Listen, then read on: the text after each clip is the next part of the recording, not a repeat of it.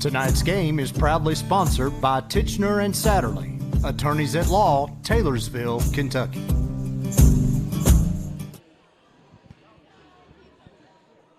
Good evening, ladies and gentlemen, and welcome to Spencer County High School for another 30th District battle tonight.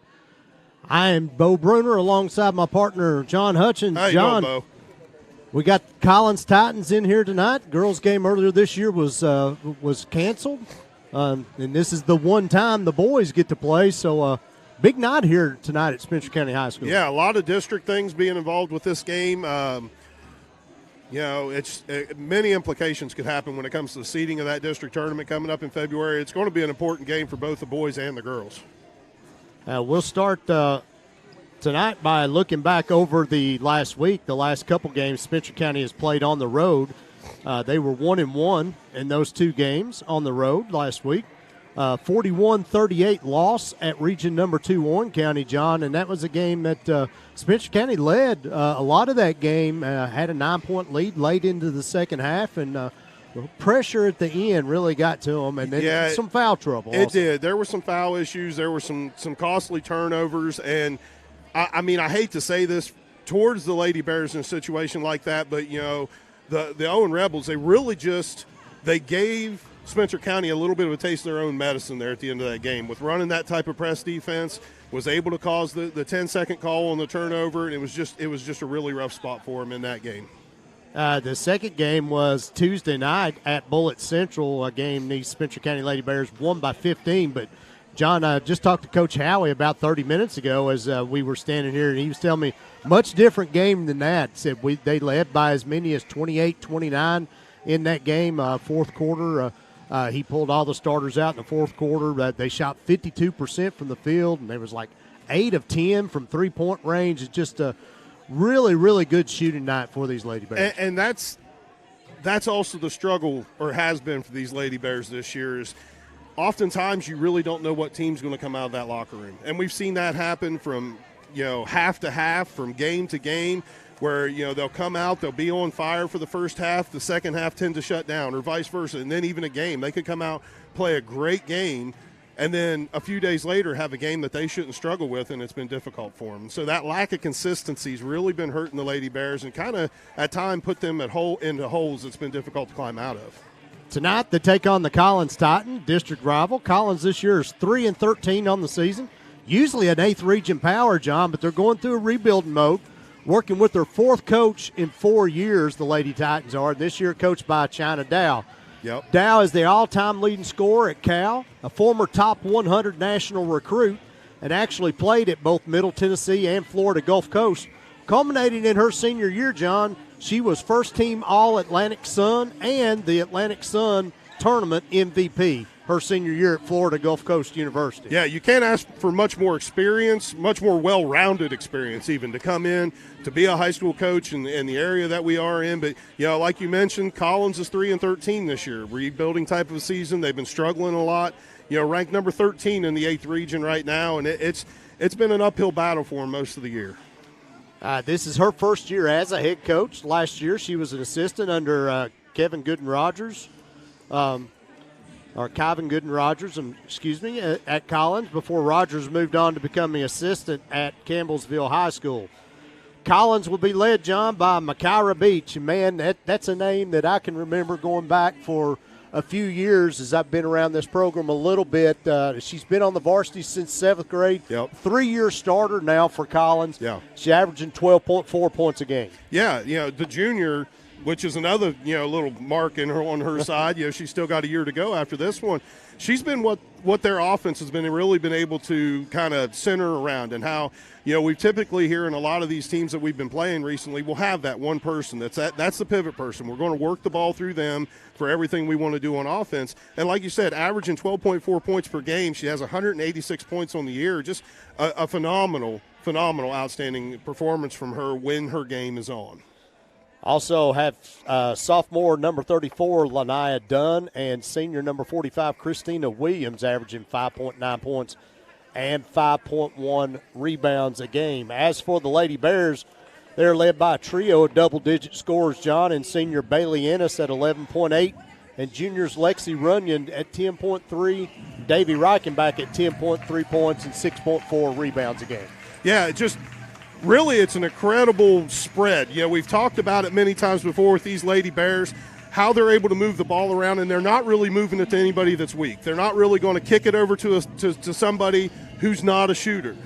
We can move the ball around, and they tend to move the ball around well. They have many options, and again, I can't go with a game without saying this, and we're going to talk about it more. We have at least 3 solid players coming off the bench that's going to give quality minutes to these Lady Bears that are performing well in the stat categories and everything else. So, between the 5 starters, between that, the 3 coming off the bench, even 4 if you want to lean a little bit on one of them. But, they just have so much well-rounded experience and a lot of talent coming off this Lady Bears team. These 2 teams were scheduled to play back on January the 8th at Collins. That game, the Lady Titans forfeited that game per COVID policy. So Spencer County got the win in that game. That game will not be made up. Last year, these 2 teams played on February 5th at Collins, a game the Lady Bears won 62-36. Myra Beach led Collins that night with 14 points to go along with 10 points and 14 rebounds by Christina Williams. Lady Bears were led by Bailey Ennis with 14 and Lexi Runyon with 12. Now, John, Collins has been around since the 2010-2011 season. Yep. These 2 teams have played 24 times now. Collins is 15-9 in those 24 meetings. Coach Howie 3-4 in his career against Collins. So it's one of them on the list every year. Yeah. When the calendar gets put up on the wall in the girls' locker room, this date is always circled. Yeah, you're always going to be paying attention to Collins. And it's not even just the girls' locker room. It's the boys' locker room. It's the football team. It's the baseball team. It's the softball team. We've kind of developed this little bit of a rivalry with Collins, and it makes it a lot of fun for these games. And that's one of the great things about tonight's game. The 6 o'clock start for the girls. We're going to have the boys matchup right after. The doubleheader just like we had last week, and we're against a rival, Collins High School. So, just really look in this game anyway. Look for these Lady Bears to come out quick, take control of this game, and get up. And then, last Friday we were here, Bo. We had Shelby County Lady Rockets, and the second half, Johnny Howie was really able to work a lot of different personnel packages, to be able to do a lot of different things on offense, a lot of different things on defense, just to try some stuff out. They were able to get that early lead in that game, and it made it, I hate to say it like this, but we'll call a spade a spade. It made it like a practice. Yeah, it absolutely did. And a lot of coaches do like to do that. You get that in-game experience. It's a whole lot different than what you do every day in practice. These girls look at each other every day. Exactly. And they always want to try to use the stuff that they've learned against the team in a separate uniform. And speaking of these Shelby County Lady Rockets that we played last week, you've got a Collins team that's already played them. You have a Spencer County team that's played them. Collins lost to that Lady Rockets team 50-65 earlier in the season, and Spencer County beat the Lady Rockets 52-20. So just giving a little bit of perspective of where these 2 teams fall with just a common opponent, and I really do look for Spencer County to come out early and take control of this game. We are just getting ready to get underway here with our starting lineups and national anthem. So me and John is going to step aside and go to our public address announcer for that.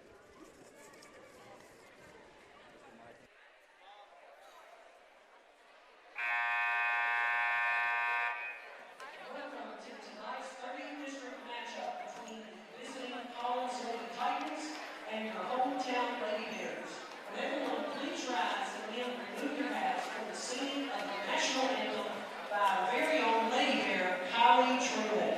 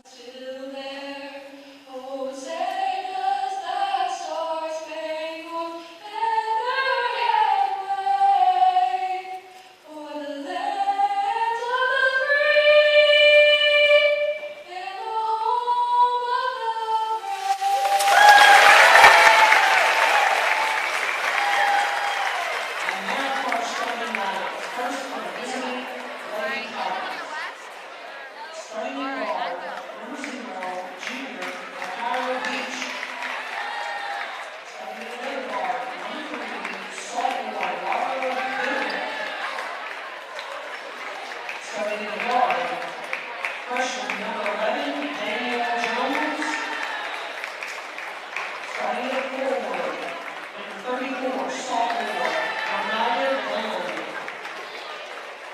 And starting at the other forward, number 45, senior, Christina Williams.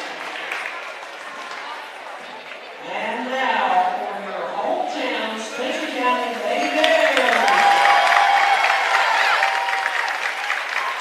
Starting guard, 5'9" senior, number 11, Bailey Evans. Starting guard, 5'7" junior, number 12, Lexi. Starting forward, 5'10" junior, number 22,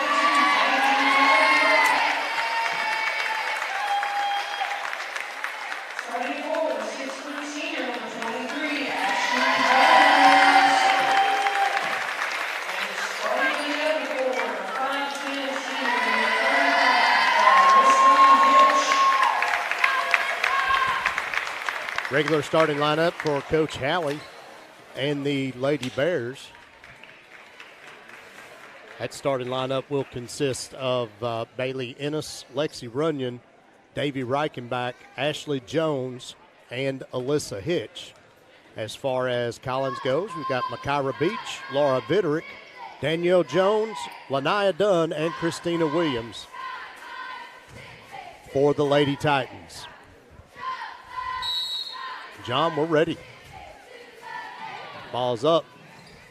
Gathered in by the Titans.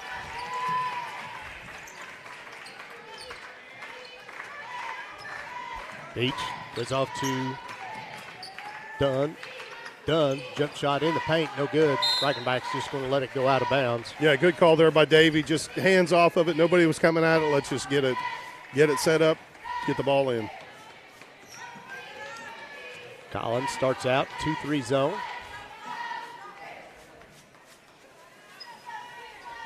Reichenbach in the middle, goes down low to Jones. Shots up. Hit the wire up above the backboard. Ball had to be tipped. Going to call Titans ball.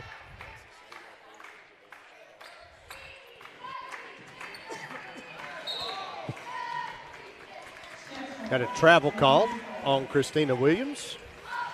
Turns the ball back over to the Lady Bears.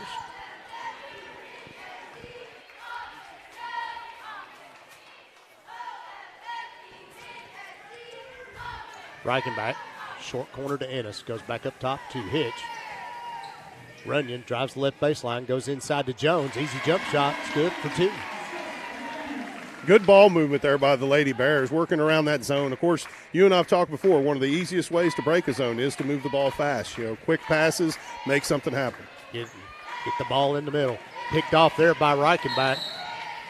Going to get a foul called on Titans. I believe that's going to be on Dunn, 34. Yep. First foul on Lanaya Dunn. Team's first. 2-0 early on, Lady Bears lead.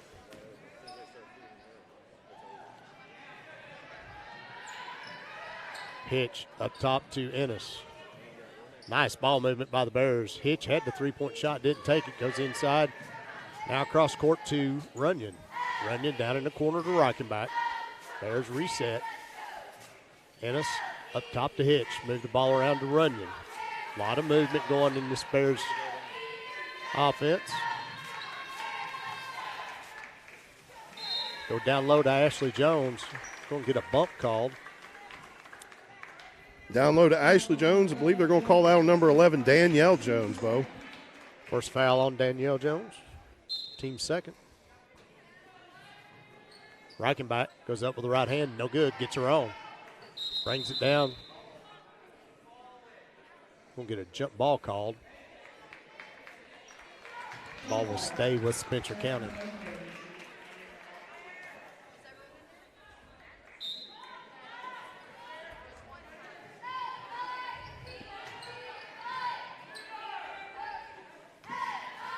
Coach Howie kind of relaxed, John, sitting on the bench. We don't see that a whole lot out of Howie. No, you don't see that.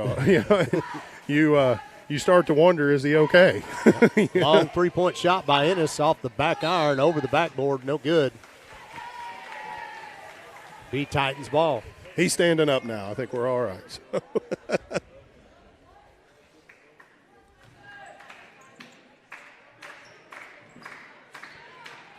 Try to get the ball in the middle. Ball stolen by Runyon. Bears moving. Lexi was expecting Ashley to cut to the basket there, and Ashley kind of stuck around for the three-point shot. Yeah, a little miscommunication right there. But still, you got to be impressed with the hustle that the Lady Bears are putting forth already. Stolen by Reichenbach. Davey leads the break, gets out in front of everybody, goes all the way in, going to draw a foul.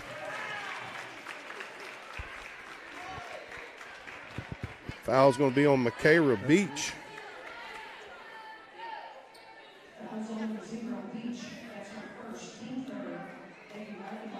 First foul on Makaira. Reichenbach steps to the line for the Lady Bears. 58% free throw shooter on the season. The first shot for Davey is good. I'm pretty sure this isn't the start that Coach Dow wanted for these Lady Titans. Less than 3 minutes into this game already with 3 team fouls. It makes it awful difficult if you are already buried in a hole of fouls later on in the game. Davey connects on both. Yeah, and when you don't go real deep to begin with. No. And you start getting in foul trouble. Jones pulls the ball back out, goes to Beach. Cross court to Beach. Forces one in, no good. Rebounded by Reichenbach. Davey leads the break, pulls up. It's about a hitch, top of the key. Runyon had the three, didn't take it.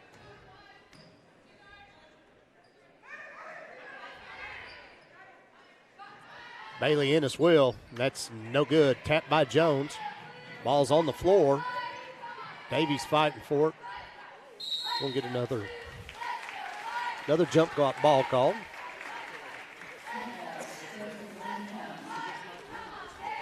Yeah, we've talked in other games, Bo, about Lexi Runyon and her unselfish way of playing basketball. She is really the general of the team out there on the court.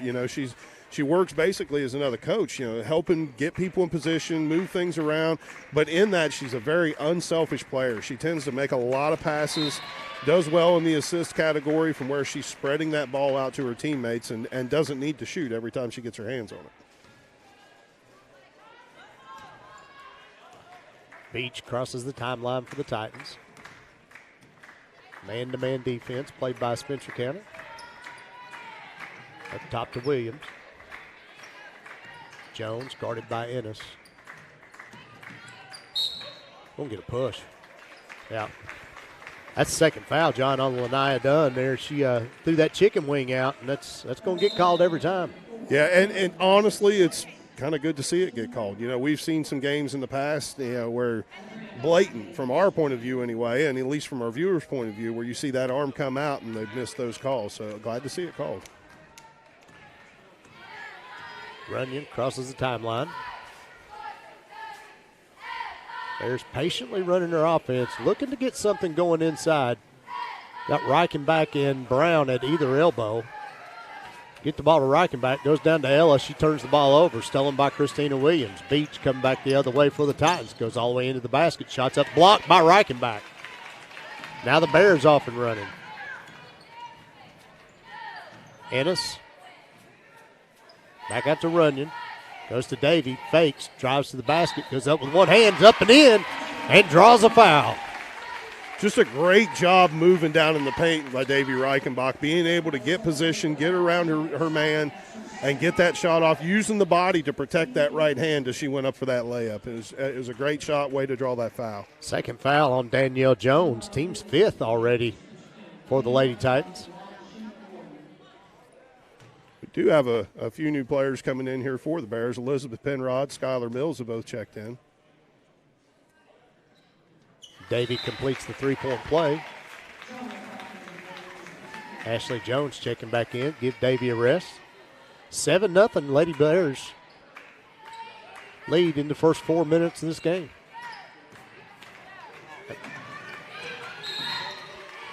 They're going to get Ashley for a cheap one. Yep. First foul on Ashley Jones, team's first. I don't mind those kind of fouls, though. It might have been a cheap one, at least it wasn't, you know what I mean by us saying a cheap one, but it's a hustle foul. I'll take a hustle foul any day of the week. Good catch, John. Thank you. It's Where'd still it up here go? with us. Oh, I didn't know. Trying to get us involved. I guess. Well, trust me, I'm sure these girls can play a lot better than I can. So, might get a little mop-up duty from Coach Howie with a couple minutes left in the fourth, but that'd be about the best effort I could give. Nice ball movement. Go down to Skylar Mills. Down low, goes up with the left hand. No good. Gets the ball back into Runyon. Up top to Jones. Over to Brown. Runyon wide open, corner three. It's good. That ball movement, I can't get over their ball movement, how patient they've been in their offensive set, how quickly they've been able to move the ball around. There have been multiple times where we've had somebody open for three, didn't take the shot, and now Collins starting to get a little bit winded, not moving their defense quite as well. Nice play. Ella Brown get her arm in there for the jump ball. That's going to go to the Spencer County Lady Bears. 10-0. 2:52 left to go in the first.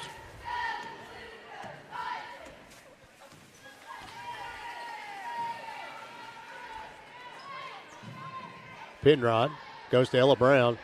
Shot's blocked. Ella gets her own rebound. Tries to get it out to Skylar Mills. She's going to end up getting called for the foul.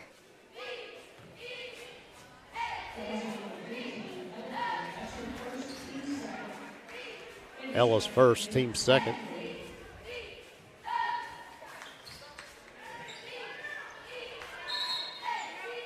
We'll get a timeout, Collins. Yeah, Coach Dow wanting to talk about this a little bit. 2:33 left in the first quarter.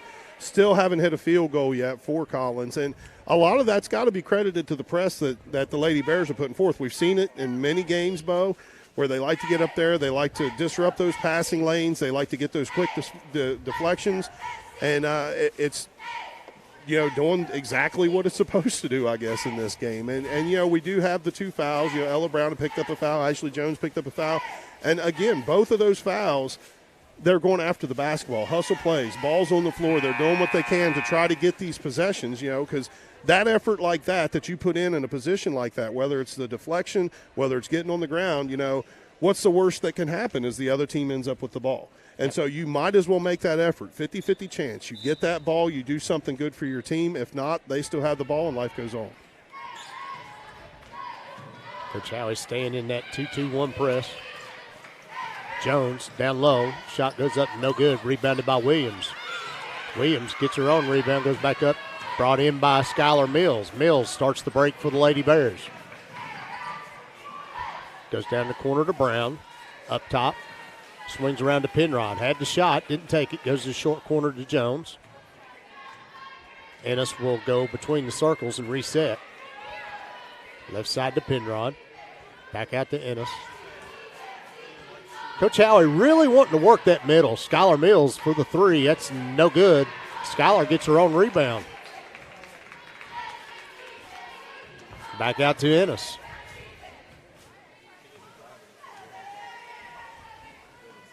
Bears swing the ball around. Skylar, short corner. Getting a little bit of trouble there. Goes back out to Penrod. Penrod goes left side. Ennis, wing three, short. Rebounded by Ella Brown. Back up and in. Another great possession. Patience, patience, patience. Oh, Ashley Jones is going to pick up another one here. Or no, that'd be her first. I'm sorry. No, that's her second. That's her second. Team's third.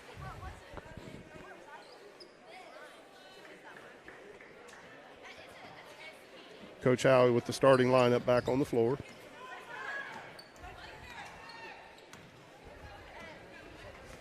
Beach guarded by Runyon. Stolen by Runyon. Pushes the ball up to Reichenbach. Davey on into the lane. Nice cross the lane. Bears back out up top. Runyon goes to Hitch. Wide open for a three. That's short. Rebounded by Jones. Back up and in. 14-0. Spencer County leads here late in the first. Vitterick, guarded by Reichenbach.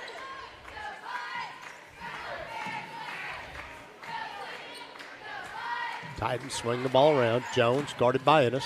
Back up top to Beach. Beach gets into the lane, running one-handed. No good. Rebounded by Hitch. Hitch pushes the ball up to Reichenbach. Davey pulls the ball back out.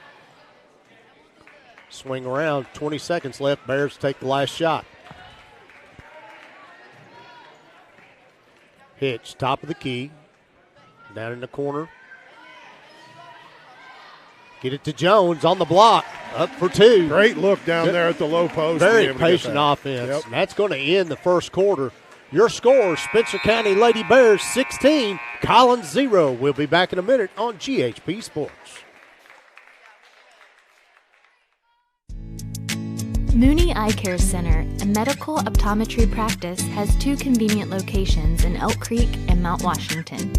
Doctors Mooney, McGiffin, and Hargis provide the highest level of eye care for pediatrics, contact lens and glasses exams, neuro-optometric therapies, and so much more. Mooney Eye Care Center, complete care for the entire family. Back at Spencer County High Schools, we see some replays from the first half. Highlights of the Spencer County Bears. John, they really had a concentrated effort of getting the ball into the paint against that 2-3 zone. Yeah, well, and it's a great way to work the 2-3 zone. A lot of times when you get teams playing that zone type of a defense and you get that ball in the middle, whether it's foul line, whether it's inside under the basket, those zones tend to collapse. You know, that's when these players are having a difficult time thinking who has them, and they all think they do. You get these shots on the outside then for these kickouts. You get these drives. You get these different opportunities that you can do simply because you're making that defense just fold in on itself. Bears 6 of 11 from the field, 55% in that first quarter. 5 of 7 inside the arc, 1 of 4 outside.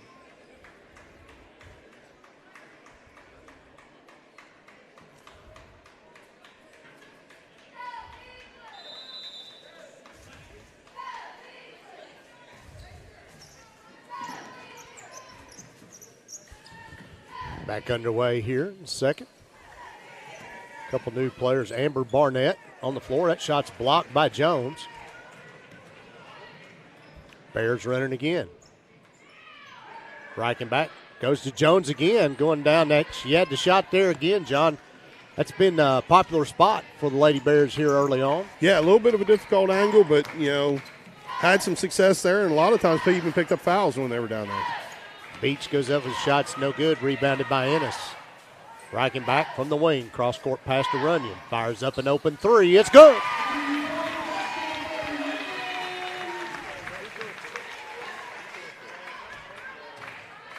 (19-0). Spencer County leads. 7:08 left to go in the second. The ball's out of bounds off of Jones. Be Spencer County ball.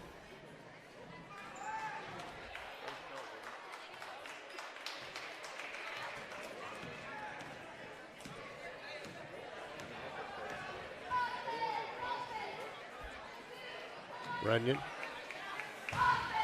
Ennis going to take the long three. It's good. Wow. Bailey Ennis, Lexi Runyon, back-to-back trips down, back-to-back three-pointers. Just a great shooting effort. Just what we've come to expect from this Lady Bears team. Barnett trapped up top. Ball stolen by Jones. Gives it up to Reichenbach. Now Ennis. Ennis pushes the ball up to the corner. Feed Reichenbach down low. Ball's going to go off her hands, out of bounds. Yeah, definitely off Davey, out of bounds. A little disappointed, didn't get a call for the, a little bit of a body check down there as Davey went down the lane there. But still, oh well. I guess I can't complain too much because I don't think that basketball was out on them a little bit ago, Bo. So, you get a little, you give a little. Williams, 17-footer air ball. Rebounded by Ennis. Pushes the ball up to Reichenbach. Gets it over to Jones. Nice fast break by the Lady Bears, John. That's how it's done. That's how it's done. The ball didn't hit the floor that many times going down. Yep. 24-0, Spencer County leads.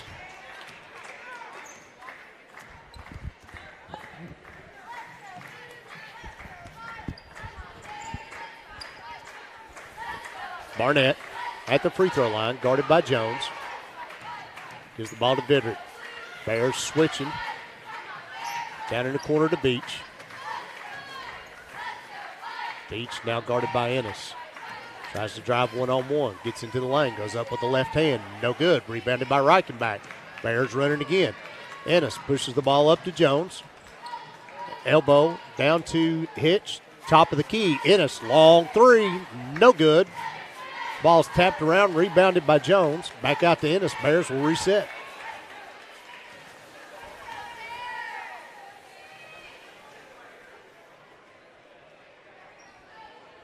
Runyon in the short corner. Gives the ball to Jones. Goes up with the left hand. Rolls it in. 26-0. Almost halfway through the second quarter. We're going to get another timeout by Collins. This time a full timeout. Yeah, Coach Dow's she's got to find some way to rally the troops here if, you're coaching these Lady Titans. Difficult time down here on the offensive side, not getting great looks. What looks they are getting, I'll be honest with you, kind of look like lazy shots from our point of view, to where it's not a lot of effort being put into even hitting the shots. And that's the few ones that they're actually getting. Having such a difficult time dealing with the press coming down the court, just nothing's really working right for them, Bo. Not a lot of offense. I mean, it looks like their main offense, the only time they're getting shots off is Beach taking somebody one-on-one to get into the lane. Yeah, and it's pretty easy if you're Spencer County. You have the help coming over from the backside, and you're able to get a stop on that, or at least to get a hand in the face. Collins Lady Titans just really struggling against these Bears team. We talked about how patient these Lady Bears have been tonight on the offensive side of the ball. But it's been patience with a purpose. It's been they're working through their offense, they're working through their sets, they're getting their passes, they're getting good looks, and on defense, it's game on. They hit that next gear like we're used to seeing, these girls play when they are on the defensive side of the ball. Spencer County shooting 67% from the field. Jones. Oh, that's done. Excuse me. Gives the ball up to Williams. Shot's no good. We'll get a jump ball called. Be Spencer County ball.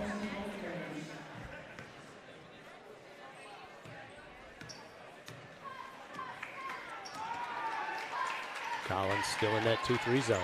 Pitch in the corner. Up top to Penrod. Free throw line, Brown. Wide open three. Lexi Runyon. That's no good. Rebounded by Williams, taken away by Ella Brown, and up and in. That's just a way to fight if you're Ella down there. You need to be able to take that contact, get those hands working, get a hold of that basketball, and get off another shot. 28-0, Bears lead. Good defense by Ella Brown. Gonna get her for a push. That's the second foul on Ella. Team's fourth.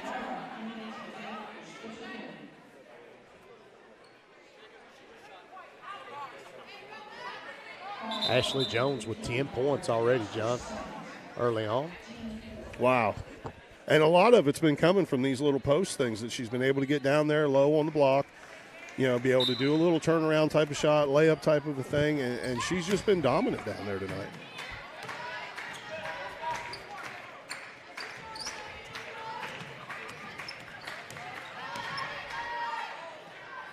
Done. Little fadeaway shot.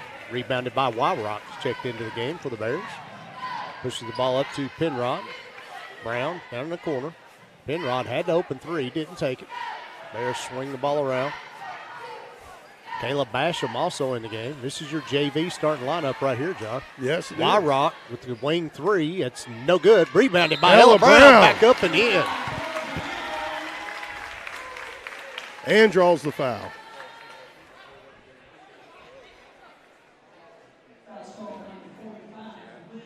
Christina Williams, her first foul. Team sixth. And get the and one situation here. And then after that, Bo, we're shooting foul shots the rest of the way for the first half.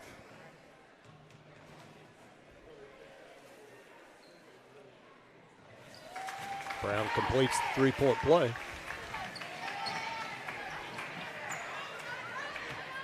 Done. Driving on Wyrock. Bit of reach. He got a little handsy there. Yep. Good call. First foul on Bailey Wyrock, team's 5th.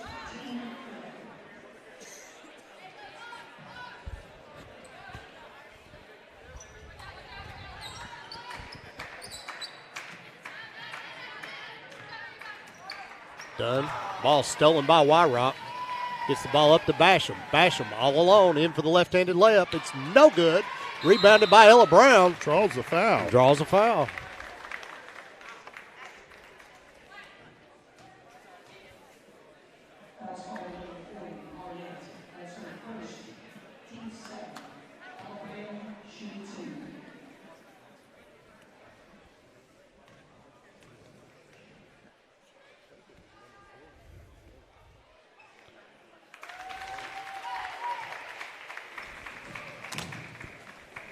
Brown connects on the first.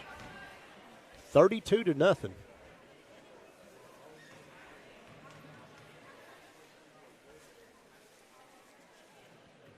And the second shot's no good. Rebounded by Barnett. Beach pushes the ball. Get the ball up to Jones.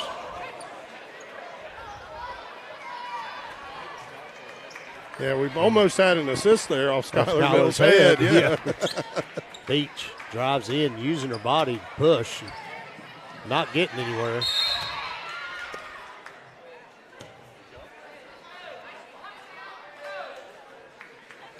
We'll call Skylar Mills. Her first, team 6. Both teams now in the bonus the rest of the way in the first half.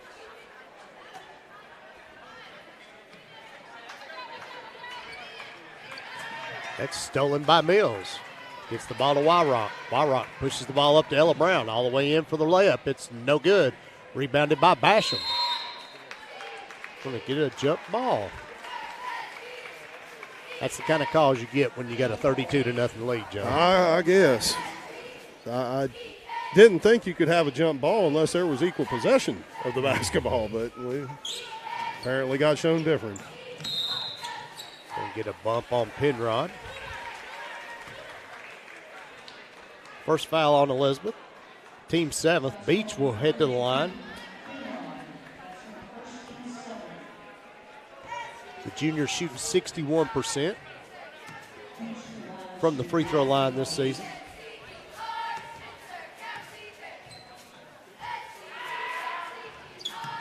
And the first one's good.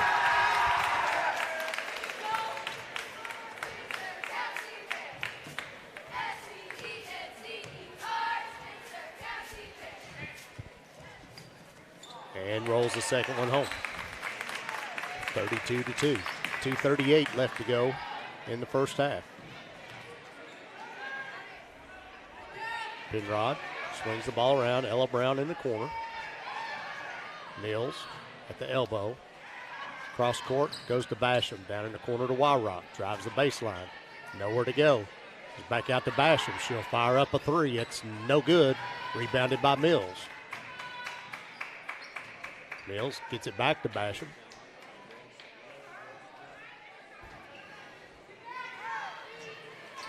That ball stolen away from Penrod by Christina Williams. Gives it up to Beach. Collins another way. Beach drives into the lane. Goes up. She uses her body real well. She does. Shield the defender away. 32-4. Spencer County leads. Minute 40 left to go. Penrod, 4-3. It's go.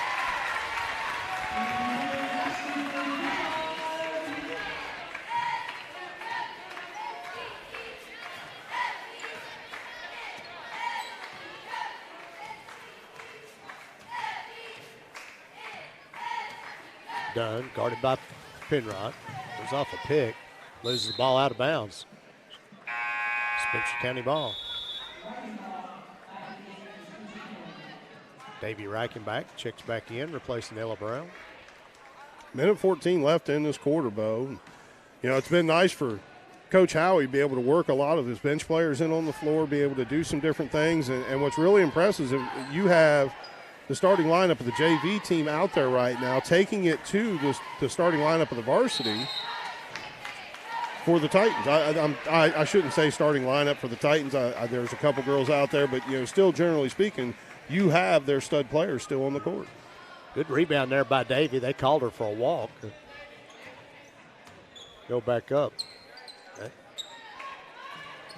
Barnett, long three. It's good.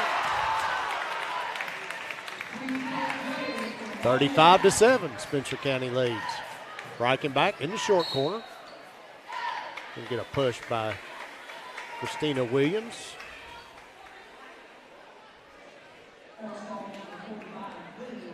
That's her second. Team's eighth. Davy will step to the line for one in the bonus. I think it's funny, John. I got a text message earlier today from Mr. Phillips and said, "Hey man, I'm going to be busy tonight at the game. Mm-hmm. I need to find somebody to take my spot." And luckily, we got Luke Penrod to come up here and step in for us and help us out. But then when you get a lead like this, a 30-point lead, Phillips comes up here and he says, "Can I still do the halftime interview?" Oh, yeah. So he come up here and grabbed the stuff and took off. Beach fires up a three. That's no good. Rebounded by Basham. 30 seconds left to go. Bears should hold for the last shot here. Kayla sees none of that. Fires up a three. No good. Tapped by Wyrock. Going to go out of bounds. Be Titans ball. But no, back to what you're saying. We do appreciate Luke Penrod being able to come up here tonight and help us out with stats. And we got Pollock down there beside him. One of our normal guys up here doing stats with us, and Commander-in-Chief ready for his halftime interview. So 3-point shot up by Titans, no good. Rebounded by Reichenbach, and that's going to bring us to halftime. Your score: Spencer County 36, Collins 7. Go down and see what Mr. Phillips has got with Coach Howie here at halftime. This might be a little easier interview for him.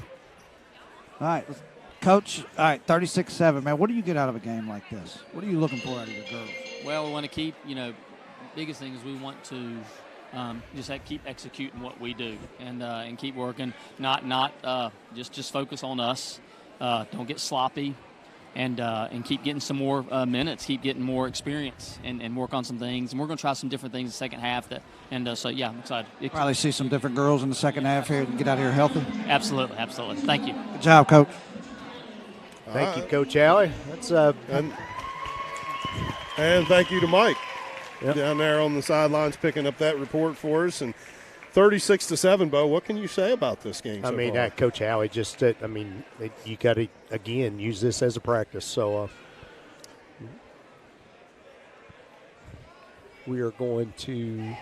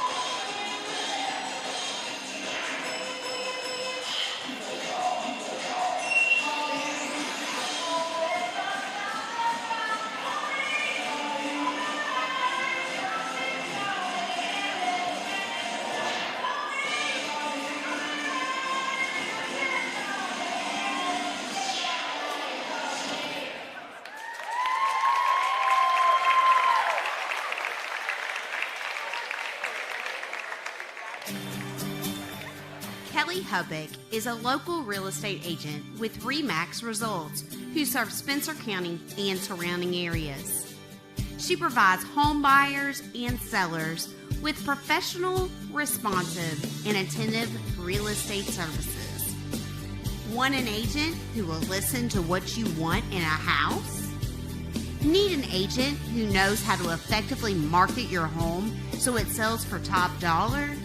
Well, give her a call at 502-551-8494 or stop in and see her at 19 East Main Street in downtown Taylorsville. She is a female, wife, and mother who understands and appreciates the difference between a house and a home. And she would be honored to earn your business.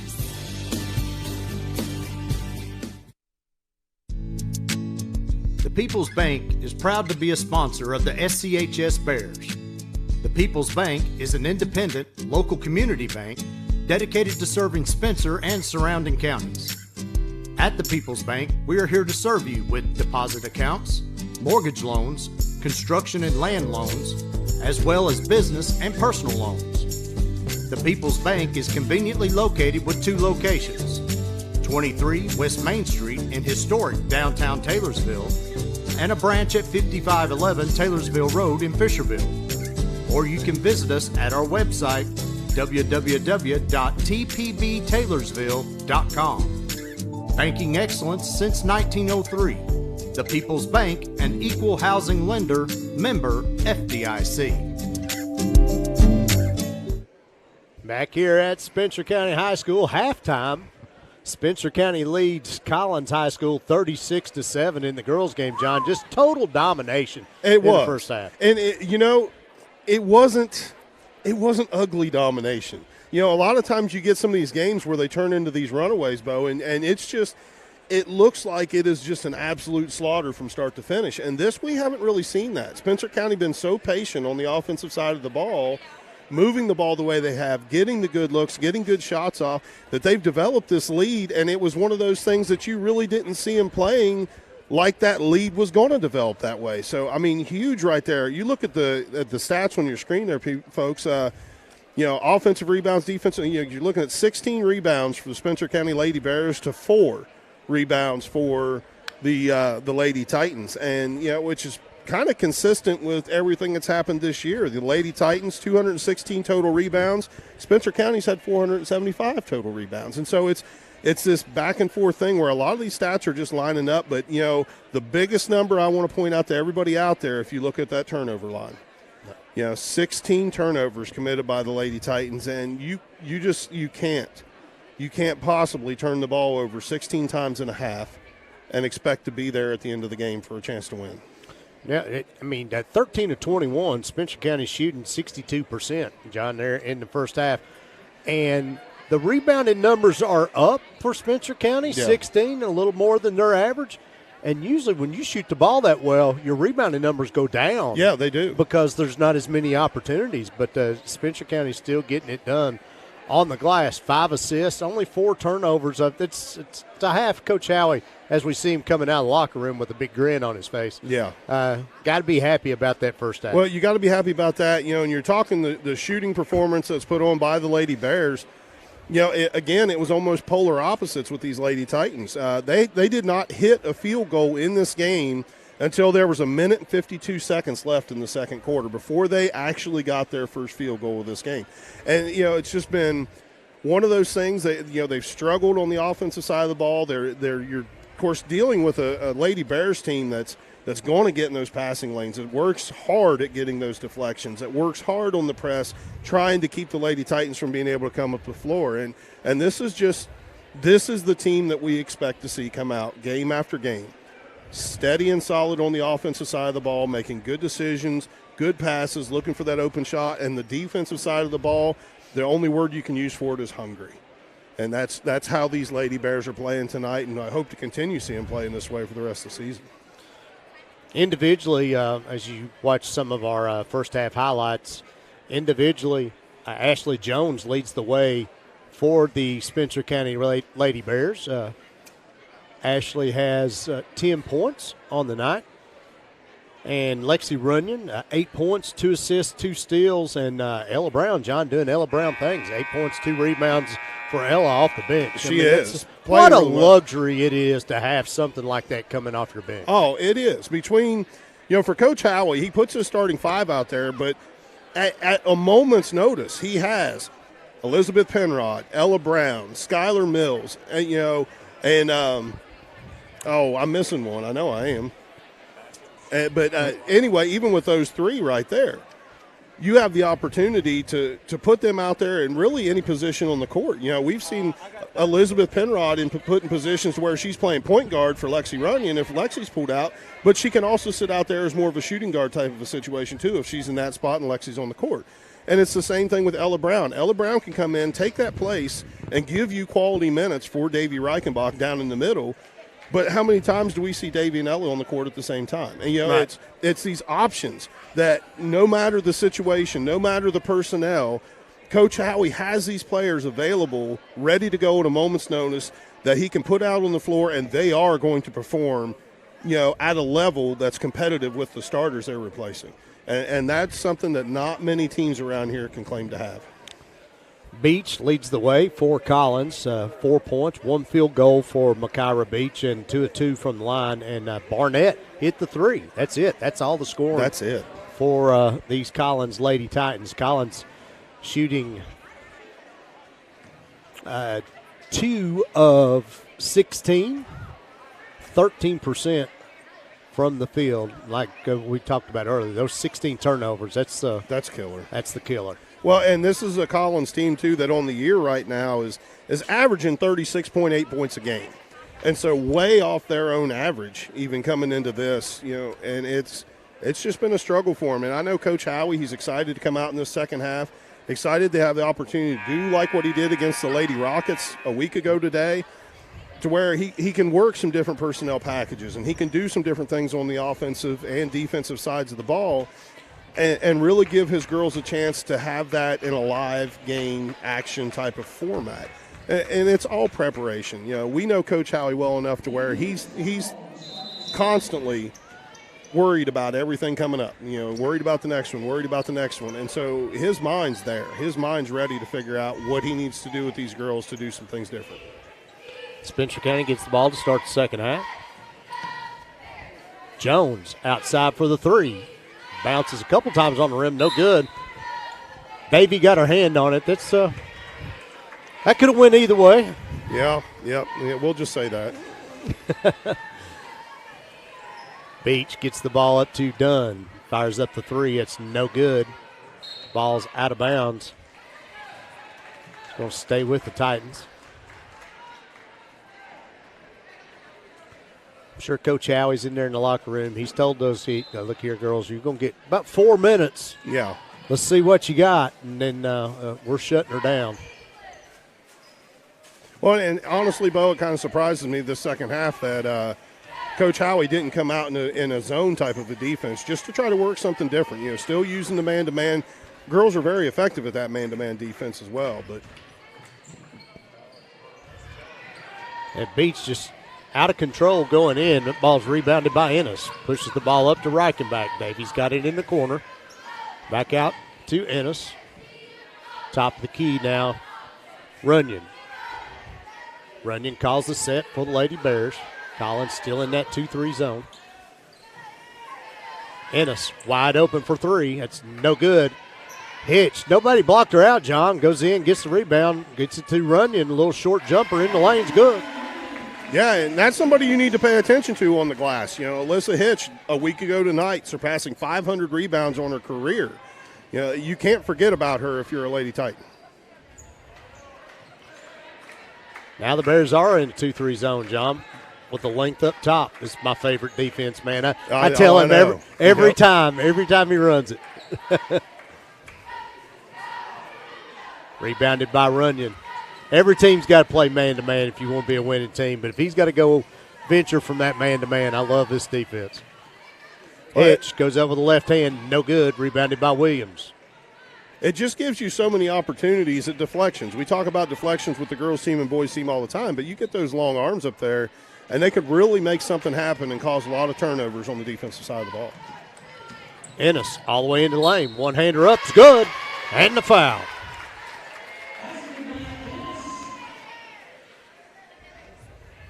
We'll get that foul on Christina Williams. It's her third foul.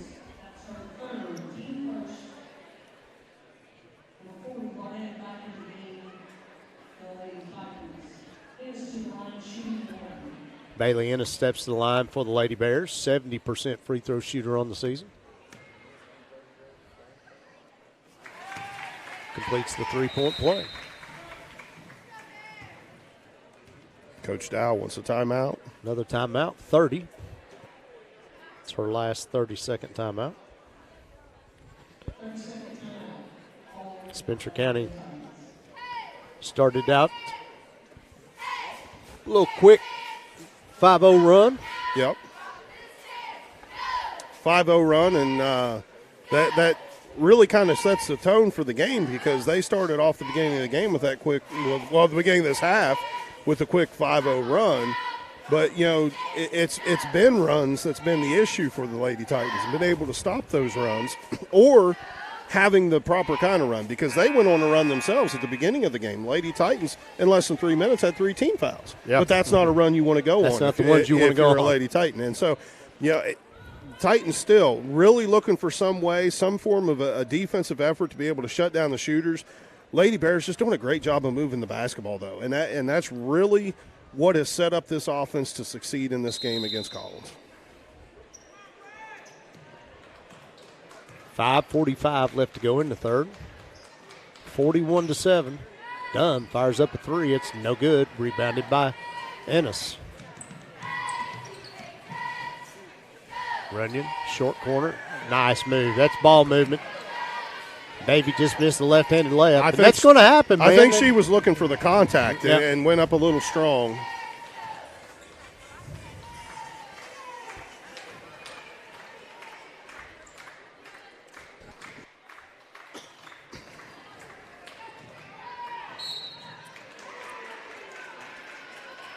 I believe Runyon's going to get called for a reach foul there. Trying to be able to swipe the ball away from Williams as she drove into the basket.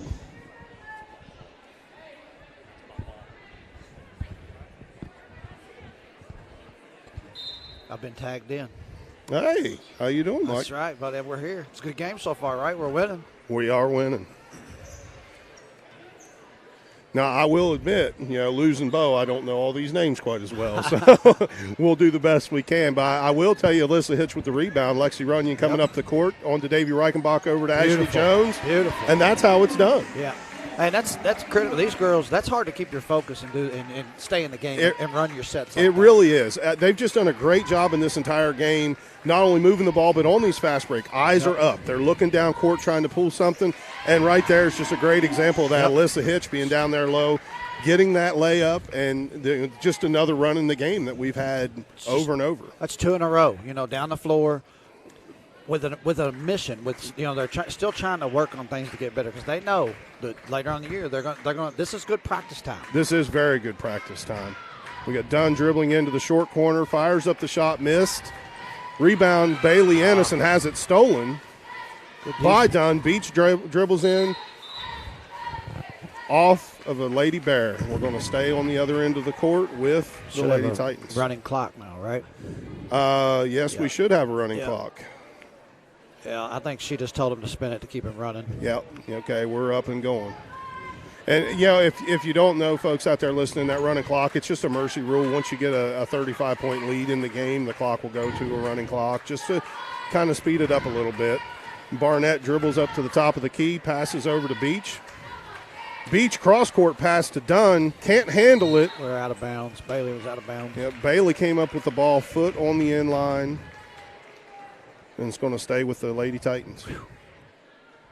This Titans team has struggled tonight. I knew they've had a rough season, but, man, they have really struggled. I don't know if they got a lot of young kids. Dunn hits the three-pointer from the corner.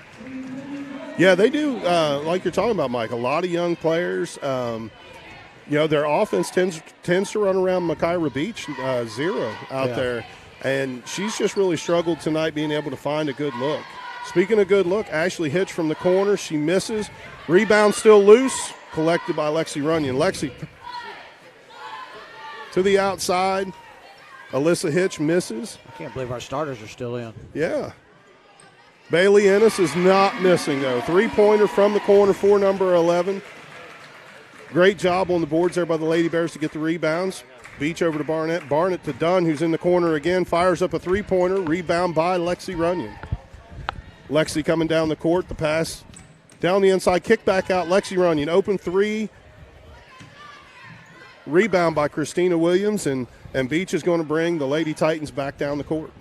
What do you think about that, John? Well, it kind of keeps your mind working a little bit. Sorry about that, folks. I had something important I had to take right quick. 48-10, Spencer County leads. Now in the running clock situation. Foul on Davy. Davy's first. Team second. Beach at the line for the Titans. Got a whole new crew coming in for the Lady Bears. Wyrock, Penrod, Ella Brown, Mills, and Basham. Yeah, like the second quarter, Bo, we're seeing a situation where just bringing in the starters of the JV out as a unit, which this is a great opportunity if you're Coach Howie to work those starters together. Of course, he wants to see what some of his players can do in varsity sets with some of the varsity players on the floor. But this is the future of the team right here. This is what's coming up to him next year. And to get a chance for them to work together as a unit, it's a great move.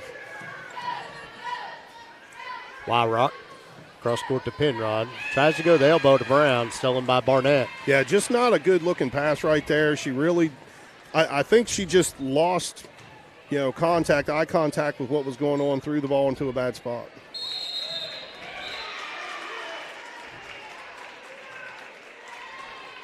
I believe we're going to have a jump ball.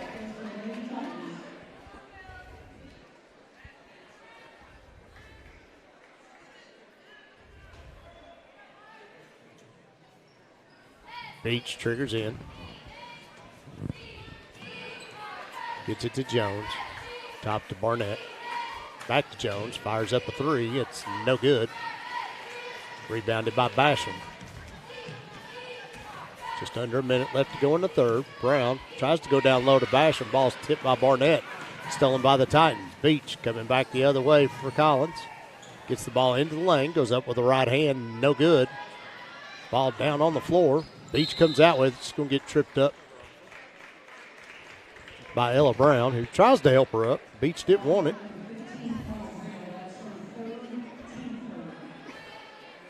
Third foul on Ella. Team's third. Down to 25 seconds left. This running clock really makes these games go fast. 20 seconds left in the third quarter. Brown looks down low to Mills. Tries to go back out. Stolen again by Barnett. Now stolen by Wyrock. Gets the ball to Penrod. Back to Mills. I don't think the Bears know how much time's left on the clock. Basham fires up a three. That's no good.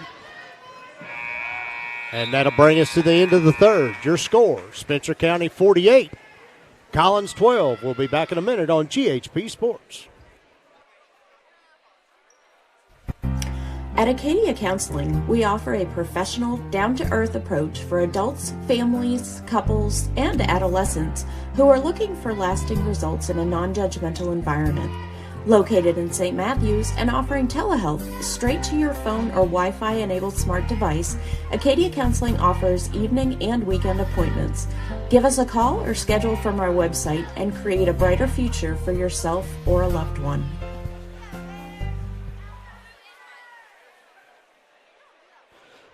Back here at Spencer County High School, it's third quarter stats, or actually game stats. They're up on the screen. Spencer County still, John, just absolutely shooting the lights out. 58% for the game, 18 of 31.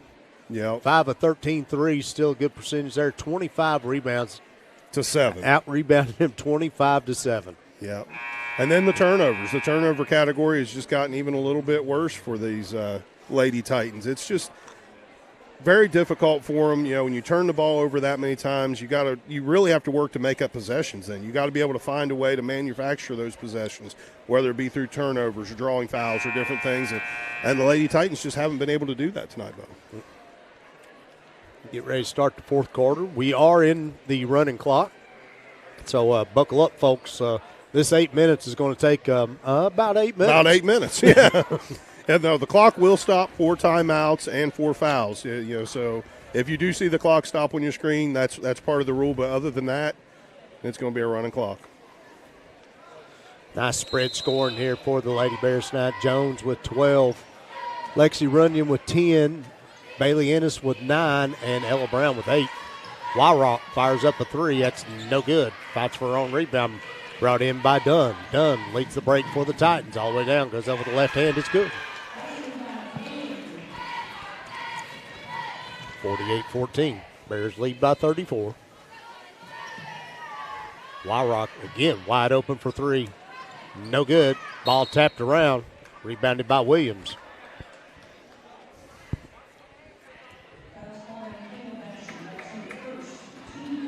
Fouls on Kayla Basham. Her first, team's fourth. Dunn fires up another 3. That's no good. Rebounded by Mills. Mills leading the break, pushes it up to Penrod. Penrod looks down low to Brown, gets it to her short corner, down Basham, back up to Penrod. Bears swing the ball around. Wyrock, Elizabeth Penrod, wing 3 is good. Great job moving the ball. I mean, we talked about the starters coming in off, for these Lady Bears and how well they've been moving the ball. JV playing the same way. We've got girls off the bench out here, and it's like we're watching the starting 5 all over again. Very patient. Beach fires up a 3. It's good. Long pass from Penrod. Good eyes, man. She's seen that from half court and got Ella Brown wide open layup. Yeah, and that's this has just been such a great game. I don't know what else to say, Bo, when it comes to the performance of the Lady Bears. But everything we keep continuing to talk about, the patience on the offensive side of the ball, when they do come down the court with any, fast breaks or any sort of run down the court, their eyes are up, they're looking down, they're getting good passes off. It's just been an incredible effort. And it's still not even, we're not really in foul trouble with anybody. I mean, Ella Brown does have 3, but it is the fourth quarter, so I would say nobody's in foul trouble. 53 points. It's just such a great effort. It's good to see these girls come out here and on both sides of the ball play a complete game. And so, like we talked earlier, sometimes you don't know what Lady Bears team you're going to get out of that locker room. Right. It could be what we're seeing here in the first half, and the second half would just be the polar opposite or vice versa, and then it can go game to game. And it's just good to see them have the success, especially in a district game such as this one. Well, the last game against Bullitt Central, I talked to Coach Howie, that about 30 minutes before tip-off, and he was telling me, he said, Bo, we really shot the ball well at Bullitt Central. And I went back and got to looking at their stats, and they really did. At 52%, I think, from the field, and over 80% from 3. Wow. And the free throw line. So that's, free throws is something Coach Howie is worried about. And that's kind of rolled over into tonight. So we sit here and look right now, Spencer County shooting 59% from the field, 88%, 7 of 8 from the free throw line, and 40% from 3. So all 3 good shooting. Great shooting. And like you said, the free throw line is something that's haunted them some this year and given them problems some this year. And, to work on that and be shooting a little bit better from there. Because that's one advantage to that in this game is the fact that it doesn't matter who you're playing. If you're shooting from the free throw line, it's just like you're playing the best team in the world or the worst team in the world. That basket by Triolo. So it does give these girls, it does show they're working, does give them an opportunity to improve in that stat, and hopefully continue that drive as well towards the district tournament. Skylar Mills draws a foul. Fouls on Makira Beach, her second, team second. Mills, 50% free throw shooter, steps to the line for the Lady Bears, connects on the first.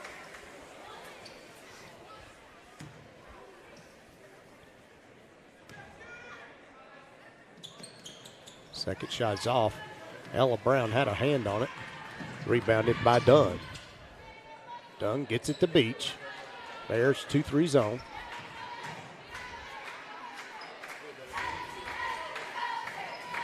Goes inside to Dunn. Out to Vitterick in the corner.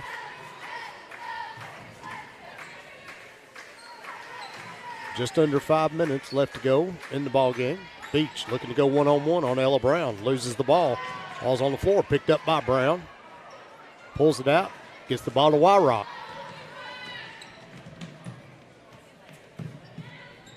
Wyrock gets it to Mills. Had the elbow jumper, John. Didn't even look for it.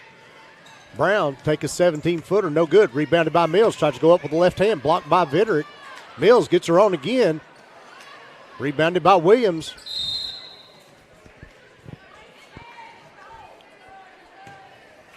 Going to get a jump ball called. Spencer County had about 5 shots on goal there. Yeah, it was a great job with the rebounds. Way to work. Sometimes they're just not going to fall, but the effort made underneath there to pull those balls off the glass, be able to get a shot back up, you at least giving yourself a chance. And we're going to get a foul called on Skylar.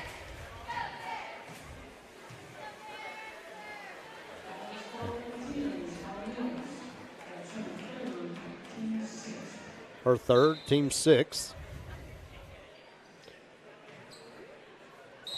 That'd be a travel.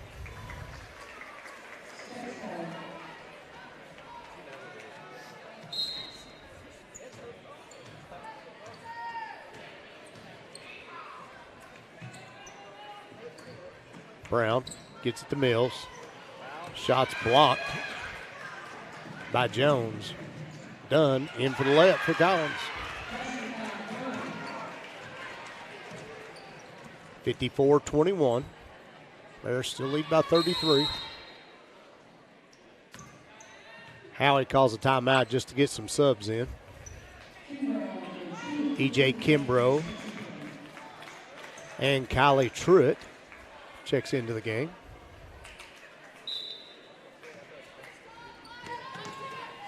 Kylie by at the pin rod. Wyrock to Truitt on the elbow. Kimbrough drives into the lane. Back to Truitt. Nowhere to go. And get a travel.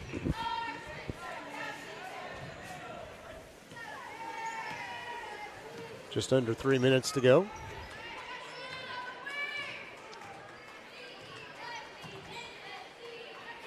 Dunn. Good hands by Penrod. Knocked that ball out of bounds. 2.5 minutes left in the game, Bo. Clock keeper's got the best job in the house right now. Yeah, they let that finger, settle down a little bit and let it stretch a little bit before the next game.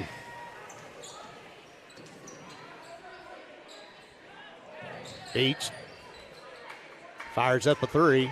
That's good. That kid can play, John. That's like I said, she's been around for a long time. Truitt, elbow jumper, no good. Basham got a hand on it. Rebounded by Jones. Pushed the ball down to Dunn. Shots blocked by Penrod. Brought out of there by Wyrock. Bailey crosses the timeline. Gets it to Basham. Basham from the wing. Looks down the short corner to Truitt. Kimbrough cutting into the lane. Overthrown. Just a little too much pepper on that pass coming across. It was a good idea, though. Dunn fires up a 3.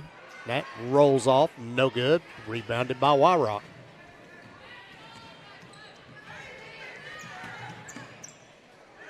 Kimbrough fires up a 3. No good. Rebounded by Basham. Just gets the ball to Truitt. Back to Basham. She'll shoot a wing 3. That's no good.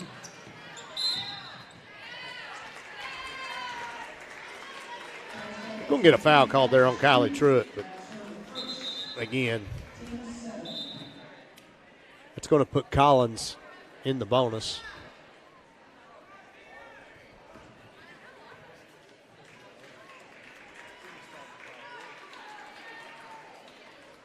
.55 seconds left in the game. Spencer County by 30. Starters haven't played in a long time, John, but we talk about our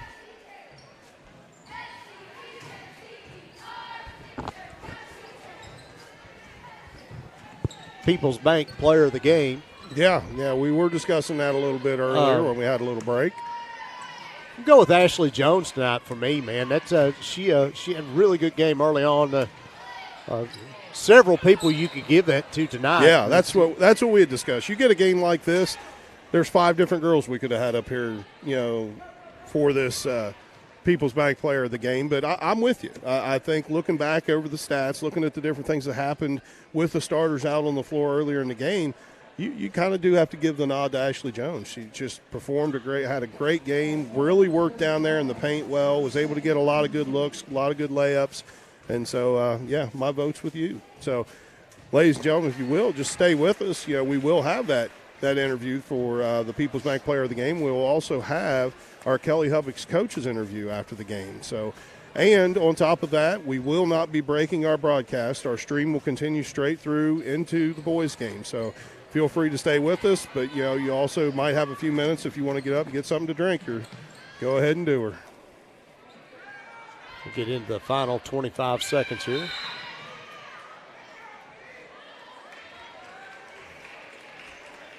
Gonna get a foul on Penrod.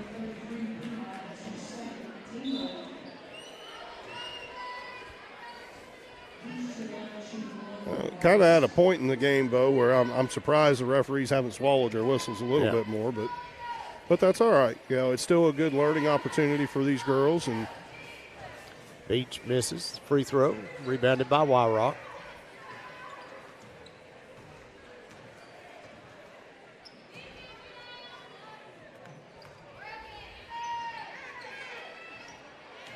Penrod, free throw line jumper, no good. Kimbrough battling for the rebound. That's going to do it. That's your ball game. Your final score, Spencer County 54, Collins 25. Wow. And it's just such a complete effort by these Spencer County Lady Bears. From the starting lineup, clear down the bench, everybody worked hard. Everybody played well together. Did again, like you were talking earlier in that in the third quarter, Bo, we got to see the 2-3 zone come out that, Howie likes to use every once in a while, something different, something to work on and let his girls really have an opportunity to work it in a game type of a situation. But we do have our stats up on the screen there. If you want to look at it, Spencer County shooting 50% from the field, 20 for 40, compared to an 8 to 38 attempts for the Lady Titans. And again, we talked earlier about the rebounds. 28 rebounds for the Spencer County Lady Bears to 14, so doubled them up on rebounds. Just so many things going the right way for these Lady Bears right now as we're getting closer to that district tournament. This is when you're really wanting to see something peak. So also the other big number that you got to look at there, Bo, turnovers. 20 turnovers by the Lady Titans is such a difficult thing to overcome.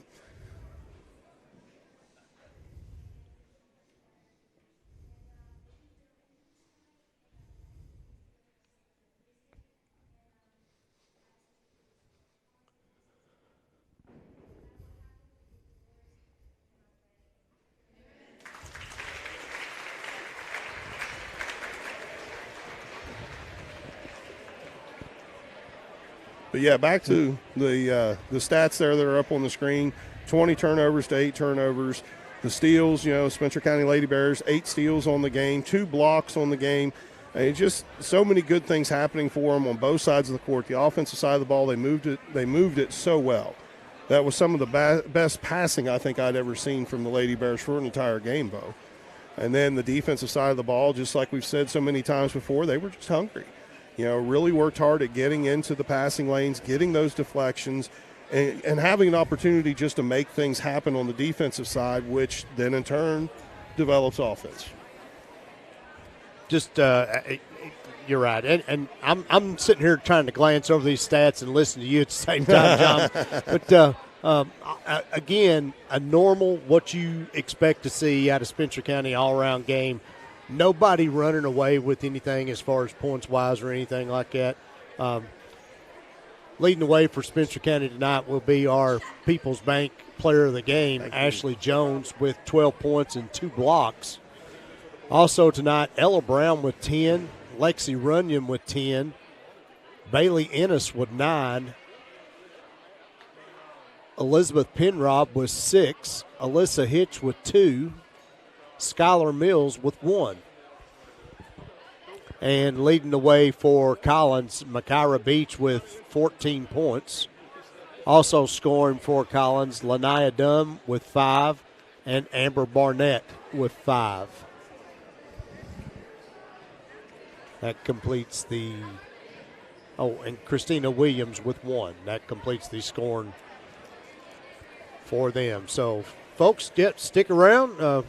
We're not going to break stream here. We're going to continue right on. Hopefully get Coach Howie and Ashley up here in just a minute, and then get ready for our boys' game tonight, which, John, should be a barn burner.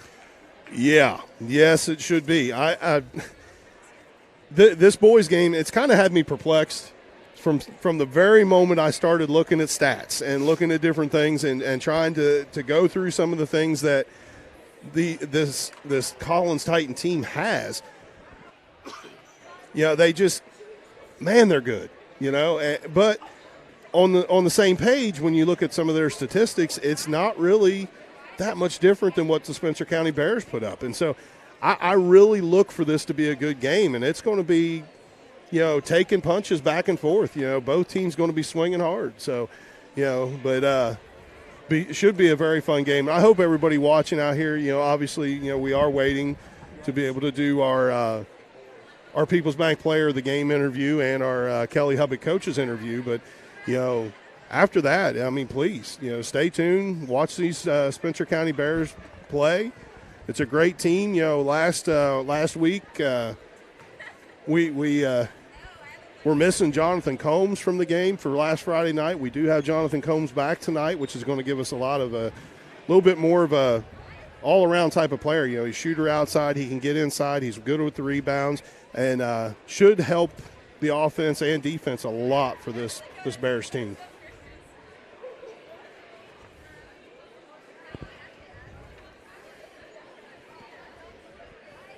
As we await Coach Howie.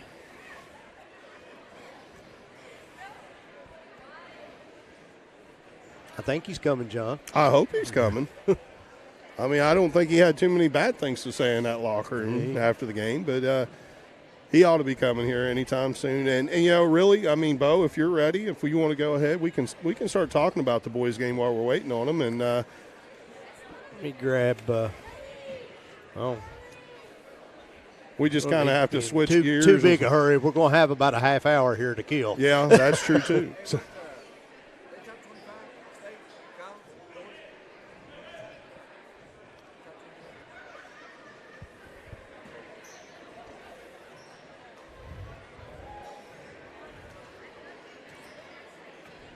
We'll put 20 minutes on the clock, so that helps us out a little bit. That does help us out a little bit. And while we're waiting, if you do want to start on this, we can.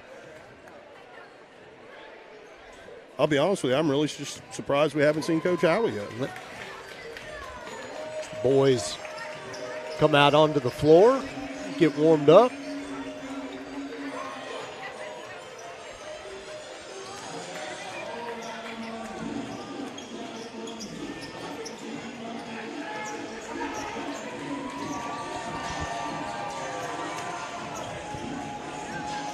First look, John, a lot of size on this Collins team. They do have a lot of size. I know they do have a lot of good shooters too, Bo.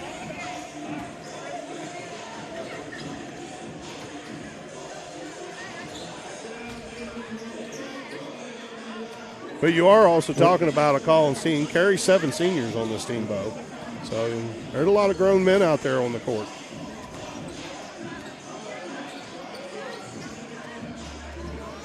Again, individually for Spencer County for the girls tonight, Bailey Ennis with 9, Lexi Runyon with 10, Skylar Mills with 1, Ella Brown with 10, Davy Reichenbach with 4, Ashley Jones with 12, Elizabeth Penrob with 6, and Alyssa Hitch with 2. Yeah, great job spreading the ball out. Now, I know part of that, of course, Coach Howie was working in a lot of different players, different personnel packages, so the ball's going to get spread around some just because different girls on the floor. But, even when they were on the floor, if you're able to watch that game with us, if you're just now tuning in for the boys' game, to see the girls out there on court and how well they pass the ball, very unselfish basketball, looking for the good looks, getting off the good shots, just a very well-played game.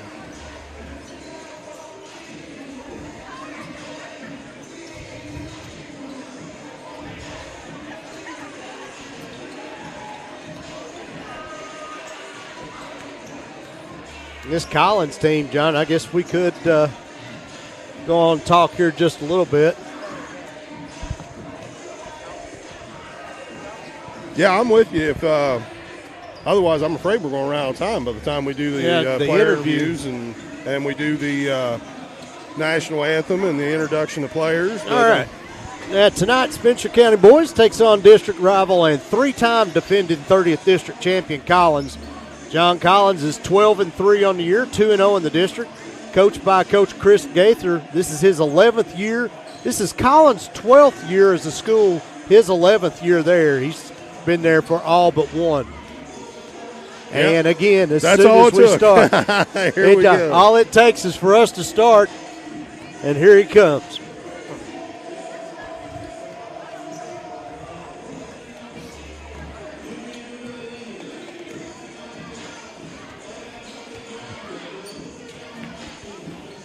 Can you hear us? Okay. You can turn it down here if you want to. Ashley Jones, our People's Bank Player of the Game. Ashley, congratulations tonight. I noticed early on, me and John talked about there was a lot of, looked like a concentrated effort to get the ball inside to you. Yes, we've been focusing a lot on getting it to that short corner and really pushing the ball. And, sorry. You're all right. And we've been working on that a lot in practice, and it's definitely what we've been focusing on, especially with Davey and Hitch. We just have a big team this year, so yes, we have been pushing it to the middle a lot. Well, it's good because it's also, we noticed tonight you guys were playing against a team that was putting forth a 2-3 zone against you, and by working the ball inside like you did, was able to collapse it. If you or Davey or whoever was under there wasn't able to get a shot, you usually had an open man on the outside. You guys were getting looks that way. So one of the biggest things we were impressed with was just how well you all moved the ball on the offensive side tonight. Yes. And I'm sure Coach was wanting to see that effort out of you guys. Be controlled, these good passing, and it was a great offensive effort. And then one thing that really impressed me too, you guys were able to flip that switch on defense. It was just slow and methodical offense, and it was pedal to the floor on defense. And it was just a great job on that. But was there anything special you guys were trying to work on, a little bit tonight, especially after you got the lead? What were you guys trying to accomplish? Well, we know we're good at man. We love playing man. So we worked more on our zone offense in the second half. So that's something, or our zone defense in the second half. Yeah.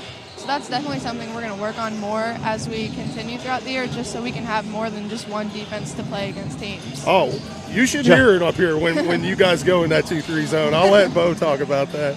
John, we talk about it every time, and Coach Howie knows this too. That's my favorite defense you all play. You've got to have a man-to-man defense if you want to win in this region, and But when you all go to that 2-3 zone and you and Hitch up top, I mean, that's just nobody can throw the ball around that. I love that defense. Yeah, it's fun to watch. It's fun, and again, I know this game turned out a lot like last Friday's game did, where you guys had an opportunity for Coach Howie to work some different personnel packages, to work some different offensive stuff, work some different defensive stuff. And all around, though, great performance by you girls. We're always impressed every time we see you all play, and we wish you all the best of luck moving forward. Thank you. Thank you all. Ashley Jones, our People's Bank Player of the Game. Congratulations, Ashley. Hope to see you up here many more times as the season goes along. As now we get to Coach Howie. Get to talk to the man of the hour now. Our Kelly Hubbard coach's interview. Coach, it's 2 games in a row, man. You all have shot the lights out. Yeah, I was real proud of them.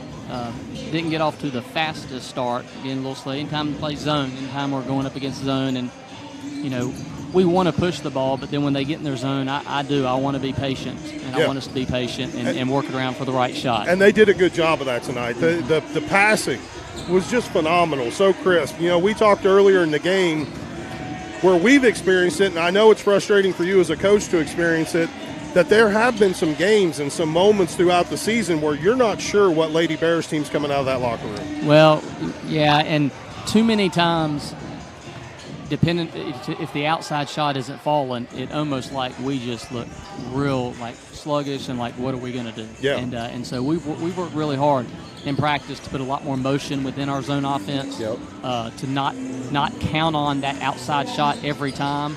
And if we can have a better inside presence with the zone offense, when it sucks it in, the inside-outside pass is just such more of a higher percentage shot, and we shoot it. We're so much more confident with it as opposed to just passing around and just shooting whatever your first shot. The offense I seen tonight in that 2-3 zone was an offense I remember you playing when Emily Seibert was here, and she loved, just relished being at that free throw line position to where she could throw the ball out. Man, if you can get in there, there's so many options. And like Emily was one who loved passing, loved the assists. And when you can get that, and we're such an unselfish group that when you can get it there in the middle, there's so much they can do. Yeah. And hopefully we'll keep building on it. And then because we played South Oldham here, and that first half against their zone defense was a long half. And, so we just, and I'm sure that tape's gone out to a lot of people, and that's what you're going to see a lot of then. Correct.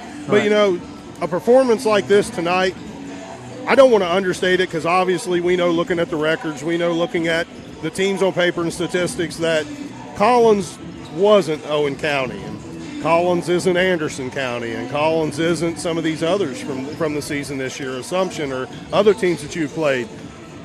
But there were so many things that went right that really had nothing to do with your opponent tonight. Yeah, absolutely. This is about us getting better. And we discussed towards the end of the game just how well you all were shooting free throws tonight.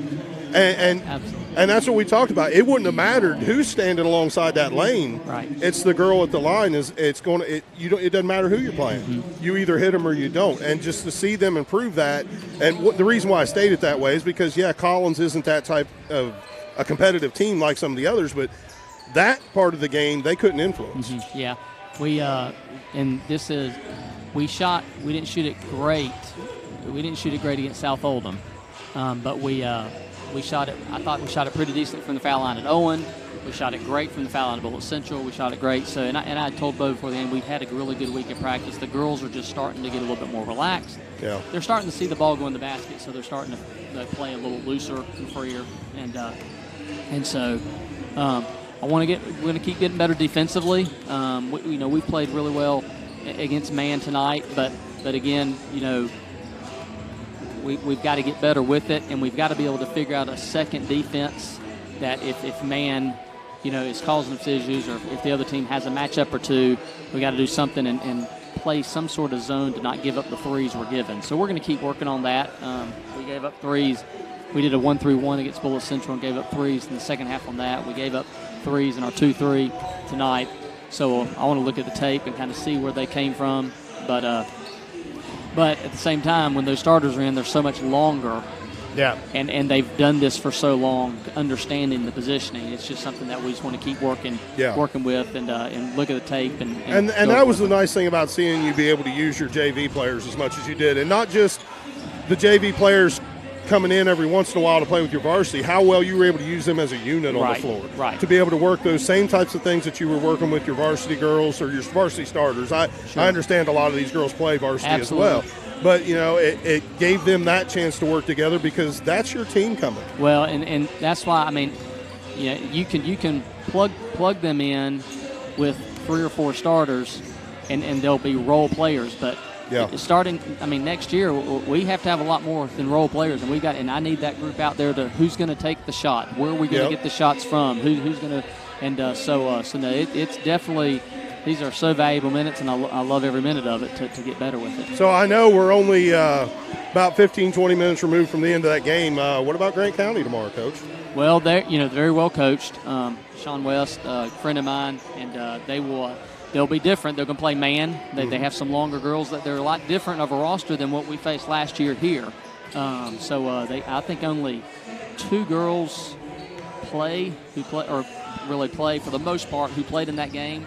They returned 4 points from that game. But they're going to play man. They're longer than they are last year. So we'll be working on our man offense. We'll see. We'll have to figure out a way to get shots from that and find mismatches. And sometimes length causes a little bit of issues. So we hope to keep our hot shooting going. And really, kind of an underlying tone to having a game like this tonight. You didn't lose the legs of your varsity starters. Correct. In a game like tonight before you go into that game tomorrow. So they should still be, fairly well rested, ready to go, energetic, ready to play that game. So. Right.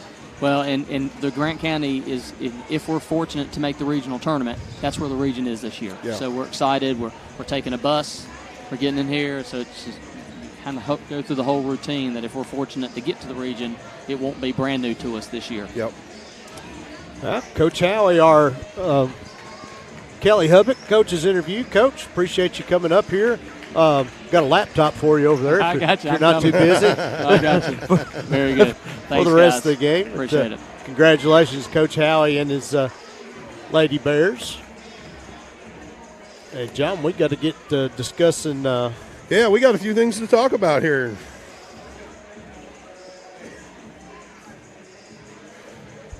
So we were Collins. discussing, Collins boys. 12-3 on the year, 2-0, coached by Coach Gaither. They returned their top 3 scorers, John. Aaron Thompson, who gave his Spencer County team fits last year in the district tournament game, 9.6 points a game. Junior Quentin Simmons at 11.9 a game. And then junior John, who I think is probably, in my opinion, the favorite to win Mr. Football next year in Kenyon Gooden. Yep. But he could also be in the running, in the conversation at least, for Mr. Basketball also. What can you say? Junior number 10, Kenyon Gooden, 286 points so far on the season, averaging 19.1 points per game. That average, phenomenal. But the good thing about it is it keeps going, though, is you got 32.4% for Kenyon Gooden from the three-point line, 82.2% from free throw, Bo. And he also has 80 rebounds on the year, averaging 5.3 rebounds per game. He is all over this court and affecting the outcome of this game from multiple views. Not only is Coach Gaither has the good guard play in Simmons and Gooden, John, he also has size coming off the bench. 6'4" sophomore Keaton Baird and 6'6" freshman Isaiah Cochran, who we'll see tonight also. The last meeting between these two schools, like I said, was last year in the 30th District Tournament over at Collins High School. That game was won by Collins, 52-41. Aaron Thompson led the way for Collins, 19 points, 6 rebounds, and Kenyon Gooden with 10 points and 9 rebounds. We immediately when we come into these types of games, we already know, looking at the rankings in the 8th region, Collins High School being 12-3, they're ranked number 2 versus the Bears, who are ranked number 10th in the 8th region. So immediately you see these rankings and you start to get this divide in your mind of the two teams we're seeing. The problem is, Bo, when you actually pull up the stats, it's not as divided as you might think. As a team, these Collins Titans are shooting 32% from the three-point line. Spencer County shooting 34.6%. So we have an advantage on him there statistically. 74.7% from the free throw line. They do have us beat on that because we're shooting 66.8%. But the big numbers I really want people to pay attention to, this Collins High School team, as they're taking the floor right now, these Titans, they're scoring 63.2 points per game, and Spencer County shooting and scoring 65.4. So we have them beat on that number. They're rebounding, 23.3 rebounds per game, Spencer County 26.1. Multiple categories in the statistical columns that show a favor towards Spencer County in this game. And so, when you look at those rankings, I don't want people to think, look at that, think this is going to be a blowout for Collins. It's really misleading. When you really start digging into these stats, Bo, this is going to be a puncher's game right here. I firmly believe this is going to be back and forth, and it's just going to be who wants it more. And anything with the three-point shot, John, anything is possible in these ball games. Yep. And the way Spencer County shoots a three-point shot, I was looking this up today. They're putting up 31 threes a game. Yep. And, they're hitting those at about a 36% clip, too. Yep. So that's actually really good from three-point range. I'm sure Coach Burns would like it to be a little better, but, we've done this before, and analytics play a big part of these games nowadays anyway. The studies show that if you shoot 38% from two, yep, you are going to be better off than shooting 50% or 38% from three. You're going to be better off than shooting 50% from two. Yeah. So, and this is a guard-heavy team, Spencer County. They've got two guys in Cam Cox and Luke Earhart that's in the top few players of the state in three-point shooting and three-point makes per game. I honestly think the biggest difference for Spencer County in this game and what's going to help them a lot, Jonathan Combs is back. Yeah. To be able to see him back out there on the court because he affects so much of the floor. He doesn't seem to be just a specialist for where he's the three-point shooter like you see from Camden Cox, or he's not the guy that's just going to be down there beating around in the box all the time down in the lane like you would a Bryce Rourke or a Bradley Coulter or somebody like that. He can play it all. He can move inside out. He's fast. He can jump. He's got the outside shot. He can handle the ball. And he's somebody these Bears have missed for this last week. So glad to have him back out there on the court. And I really look for him to really have a big difference on this game.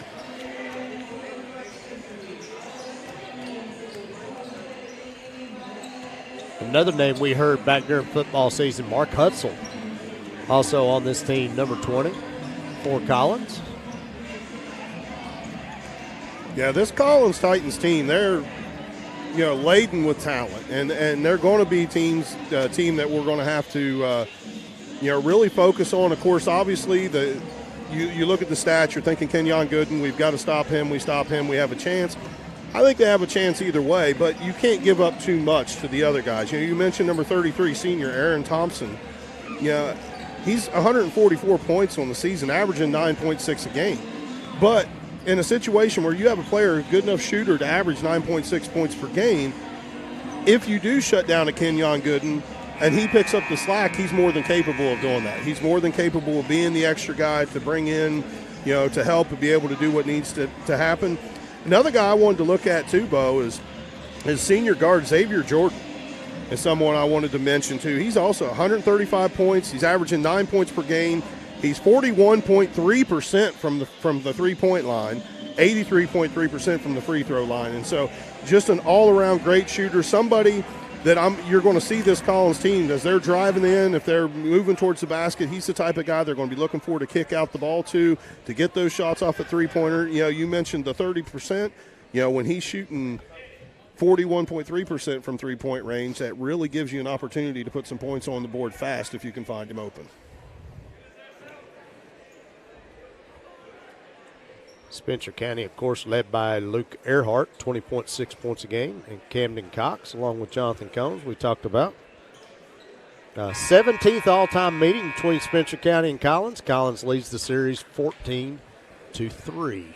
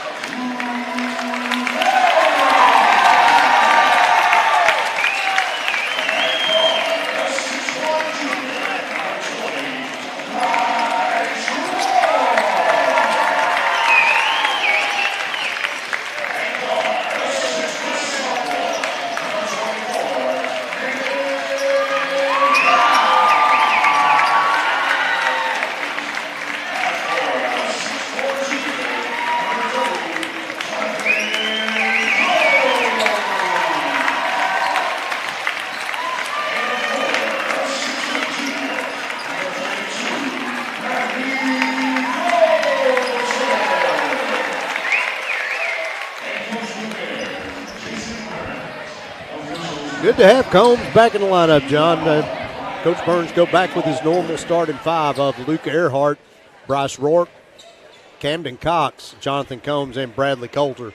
For the Collins Titans, it is Xavier Jordan, Mark Hutzel, Kenyon Gooden, Kaya Ledford, and Aaron Thompson.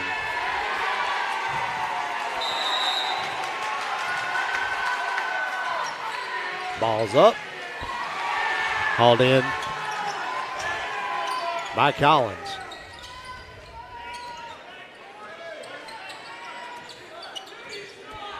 Bears start out in a man-to-man. Gooden.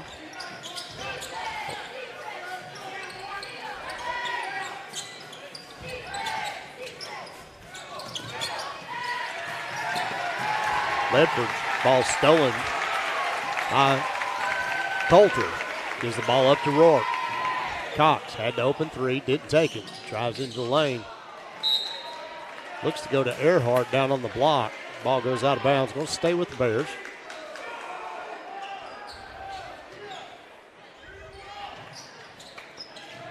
Comes up top to Bryce Rourke. John, he's been averaging a little over 5 assists a game the last couple weeks.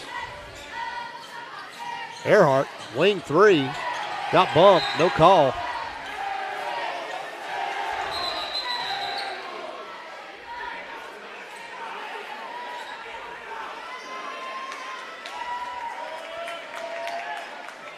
That ball was tapped by Collins. Going to stick with Spencer County.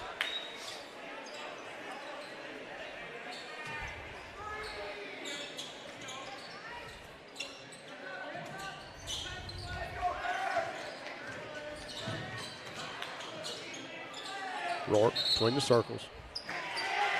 Get him for a travel.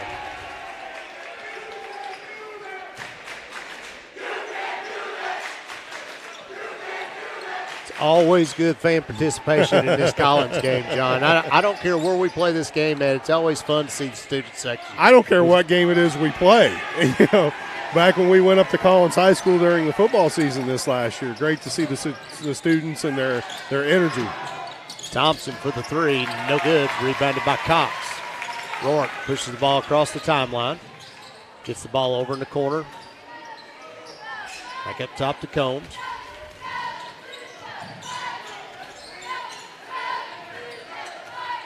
Coulter drives to the lane. It's to Combs, turns around, right-handed hook shot, no good. Ball tapped up there. I believe that's tapped in by Collins, John. I think it was too. They're going to give that to Cox, I believe. He was the closest man to the ball. Gooden goes up to shot, no good. Ball's up, rebounded by Hutzel.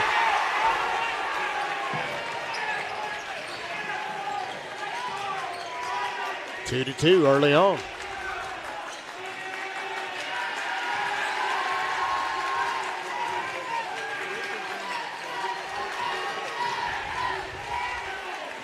Trying to run Cox off a couple picks. Earhart in the corner. Tries to go to Rourke. The ball's stolen by Gooden. Gooden all the way down. Goes with the right hand. No good. We got a late whistle, John. I believe they're going to get Camden Cox. Apparently saying there was a little bit of contact on that play. I don't like the late whistle when they wait to see if the ball goes in before they blow it. Gooden at the line. 82%. Not somebody you won't put at the free throw line, John. No, not very often. Well, he misses a second. Rebounded by Combs.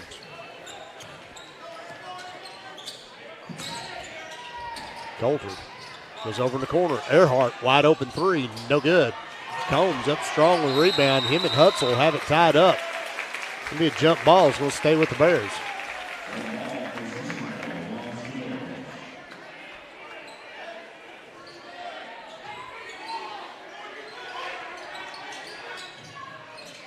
Cox, wing three, and the foul.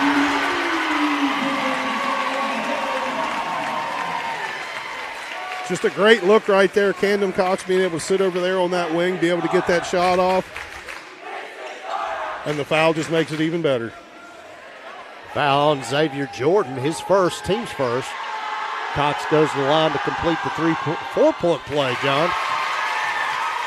6-3, Bears lead.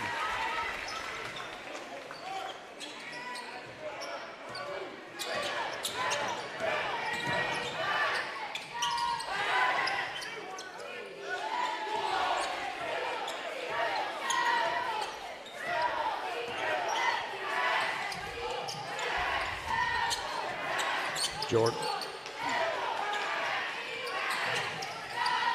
Gooden, cross-court pass. Ledford, 15-foot jump shot, no good. Rebounded by Combs. Combs gets the ball out to Rourke. They're down in the corner to Bears almost throw the ball away. They are going to get a turnover.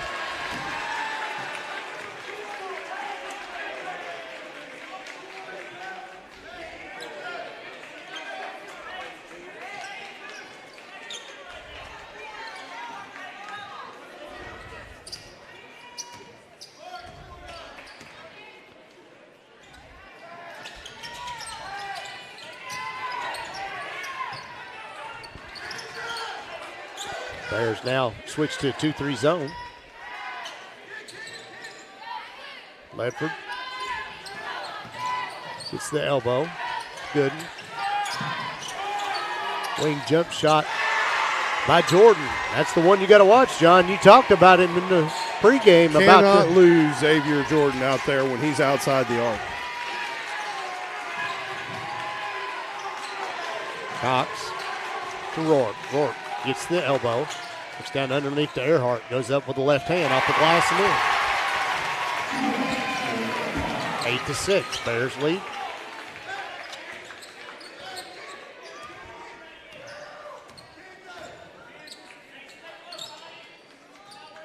Bears look to stay in the zone again.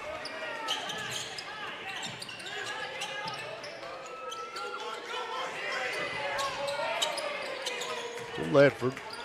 Ledford gets the elbow. Had shot stolen by Earhart. Earhart ran another way for the Bears. Goes up with the left hand. No good. Ball comes off the glass.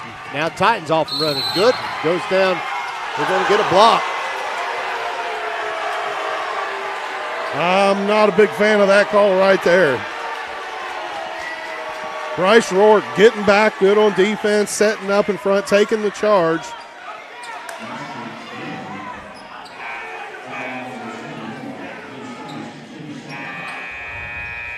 First foul on Bryce Rourke, team second.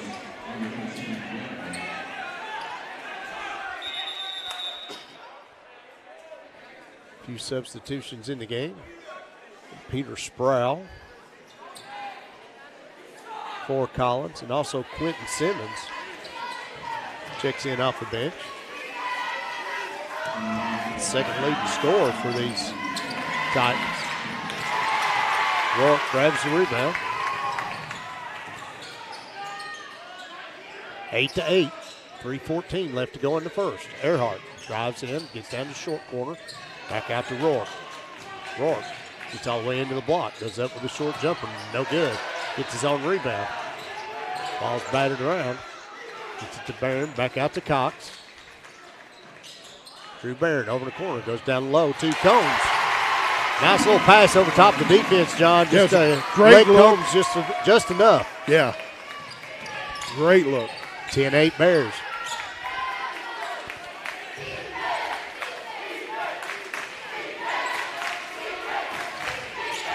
Good, now guarded by Combs.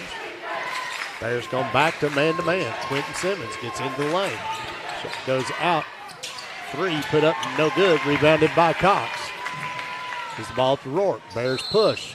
Drew Barron quick with his feet. Kellen Marksbury checks in for Camden Cox.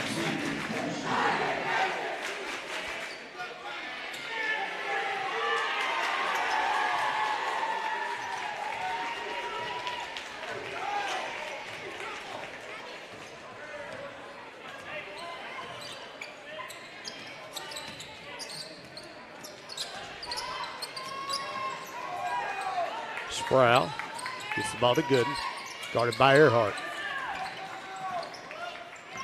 Back at top to Simmons. Going to get a travel. Definitely had that little stutter step going on when he went to make his move to the basket.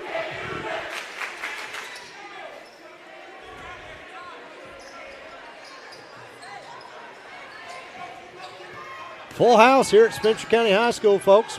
Still got time to get down here. Combs in the corner. It's to Marksbury at the elbow. Nice Backdoor look. cut. Drew Barron done that the last game when we was here last week, John, against Shelby County. A couple backdoor looks. Yeah, and great job, Kellen Marksbury, looking for that to happen. Great pass. 12-8. Simmons gets to the lane. No shot. Back out to Gooden. Guarded by Bryce Rourke.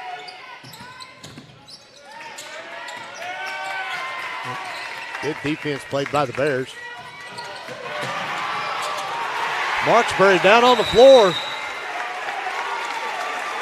Great job, Kellen Marksbury. We hear it all the time.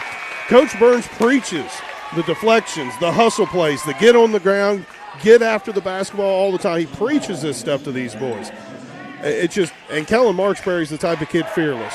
He's going to go anywhere. He's going to put his nose in anything he can right there to get in there to get that basketball. Jump ball stays with Collins. Minute left to go in the first quarter. Good Sproul. Back to Jordan. That's Isaiah Cochran. 6'6" guy got Marksbury on. Gooden lands the three.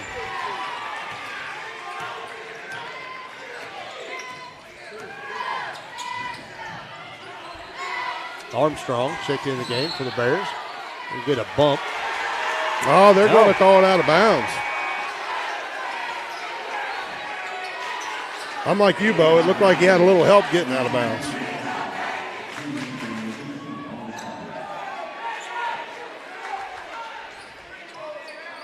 Coach Burns got about 3 cents in there from that official as he walked by.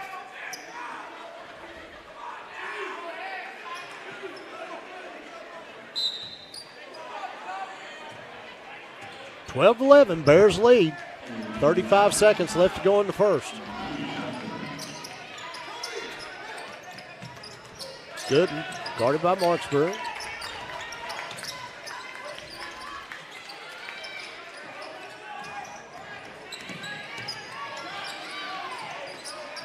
Now switches over, gets into the lane, up and good.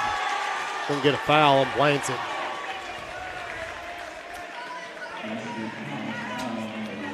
Yeah, Kenyon Gooden, someone that you can't really give that crack to. You can't give him that crease, that opportunity to drive the lane, or he is going to cause you some problems throughout this game.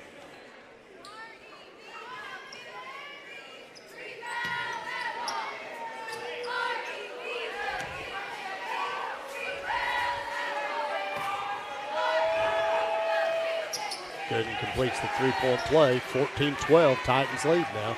10 seconds left to go in the first.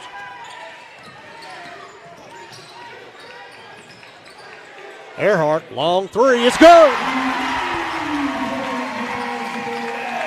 Three-quarter court shot is no good by Gooden, and at the end of one, your score, Spencer County 15, Collins 14. We'll be back in a minute on GHP Sports.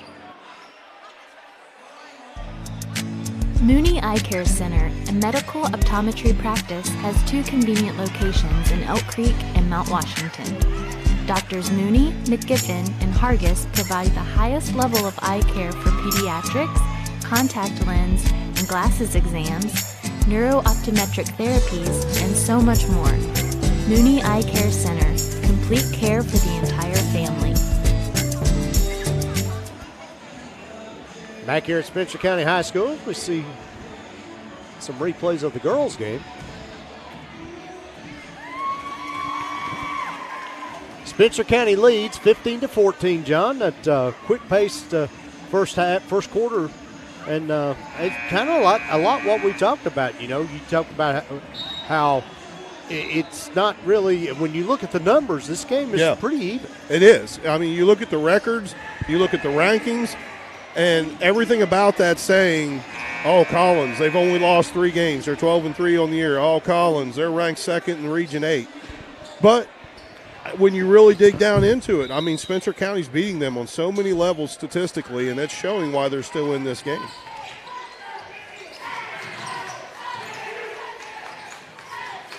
Marksbury between the circles, guarded by Sproul. Ball to Rourke. Almost throws it away. Armstrong. Back to Rourke. Down low to Armstrong.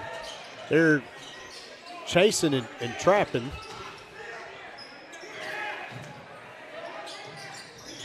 Calder throws the ball on the ground. Ball picked by Gooden. Yeah. It'll be on the line, be Collins' ball.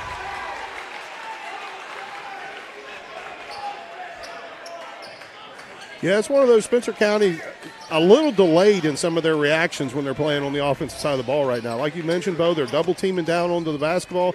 If you're double teamed, somebody's open.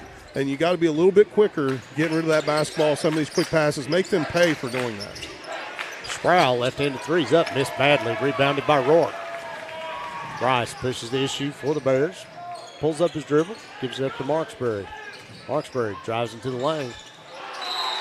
Goes to Armstrong over in the corner, goes through his hands, out of bounds. Cox and Combs return, replacing Blansett and Armstrong. 6:59 left to go in the first half. Bears lead 15-14.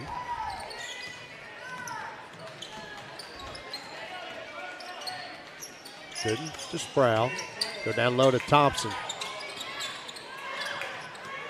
Battle on the rebound. Come out there by Rourke. Rourke gets it to Marksbury. Over the corner. Calder for a three. It's no good. Rebounded by Cox. Up top to Marksbury. Drives into the lane. Picks up his dribble. Goes over to Calder. Calder looks down low to Combs. Long three. Kellen Marksbury's no good. Rebounded by Ledford. Collins comes back the other way.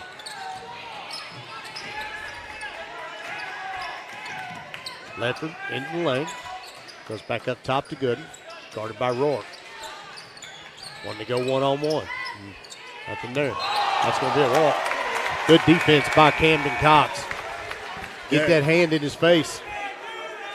It's great defense, in my opinion, and overall great defense so far in this game for these Spencer County Bears. Very active with their hands, getting into these passing lanes, getting these deflections, causing turnovers.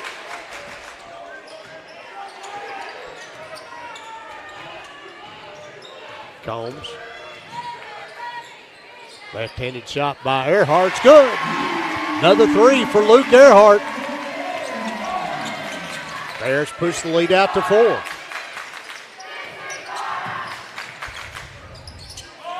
Simmons. Cross-court pass to Ledford. Puts up a three. That's no good. Rebounded by Cox. Bears looking to push. Almost threw the ball away. Cox gets it back. Rourke. Trying to get the ball to Combs down low. Force it down there. Combs goes up with the right hand. Ooh, that shot's got to fall, John. Yeah, that's one you got to have right there. That's a really good look down inside in the paint. Shots up, no good. Rebounded by Combs. Bears running back the other way. 4:57 left to go in the second.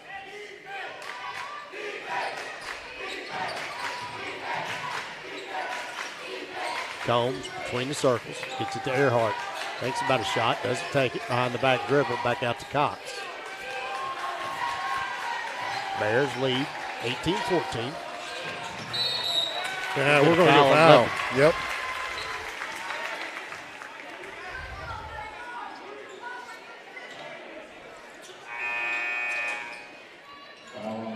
Really impressed with how clean this game's been played so far, Bo. You're looking at 3 team fouls for Spencer County, 2 team fouls for the visiting Titans. I mean, it's very, very well composed, controlled game that we have. Cox, corner three, no good. Rebounded by Gooden. Pushes the ball out to Ledford. Kaya Ledford into the lane to Thompson. Open three for Kenyon Gooden. It's no good. Off the back iron. Rebounded by Earhart. Earhart into the lane. Goes up with the right hand. Shot is going to be no good. Foul's on the floor. I believe they're going to get Ledford for that foul, Bo. Kaya Ledford. His first, team's third.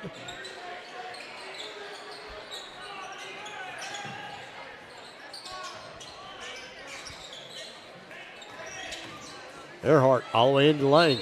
Wild shot up with the left hand. Able to draw the foul. They're going to get Aaron Thompson with that, Bo.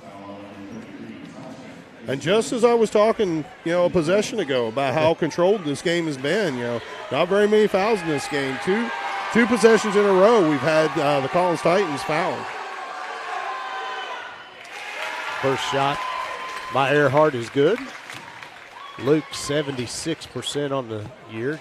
John already been to the free throw line over 100 times this year. Connects on both. Get a timeout by Collins.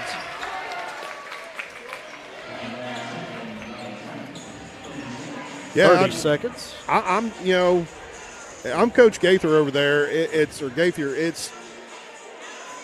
It's talking to my players about the looks and about the shots they're taking. They are getting some good looks from time to time. Just the last possession down, they were able to work the ball inside, kick it outside to Kenyon Gooden. He had a good look at three, but yet there's been so many shots that they've been taking that are also contested. We've had guys in their face, get in front, and when you're not moving the ball that well, not able to get it to the guy who's open to get those good looks, it's difficult to get these shots to fall. Defensively, Spencer County's just playing a great game, and that's helping that situation. They're, again, able to get into these pass lanes, able to get these deflections, doing a great job off the glass. I'm really surprised. Collins, generally speaking, when they came out for warm-ups, my first thought was, wow, they're tall. Big, and so to have, the performance we've had so far, just rebounding the basketball, it's been great for the Bears to give us those extra possessions. 2014, Bears lead by 6. Halfway through the second quarter.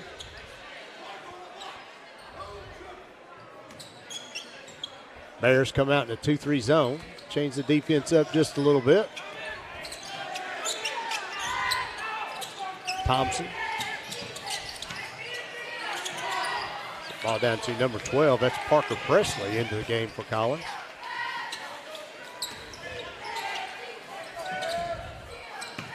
In down to Presley. Gets up underneath the basket. Goes back over. Shots up. Rebounded by Colder. Bears running again. Good save by Cox. Gets the ball back into Combs. Rourke. Top of the key. Guarded by Gooden. 3:08 left to go in the second. Colder up top to Cox. Over the corner, goes back to Colder for a three. That's no good. Good block out by Luke Earhart.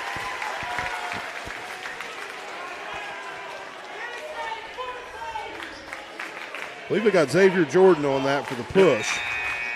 That'll be his second foul. Team's fifth.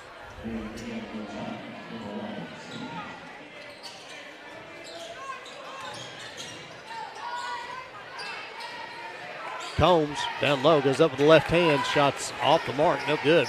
Rebounded by Simmons. Simmons, nobody stopped the ball, John. Yep. The quick little stutter step, caught the defense sleeping, and that's one Burns will not be happy about. Yeah, rule number one, you got to stop the ball. That's right. Nobody even got in there. Earhart, long three, it's good. I told you these guys are going to jack them up, John. Simmons in the short corner. Gives the ball up to Thompson. Goes up with the left hand, no good. He will draw a foul. Going to get Jonathan Combs.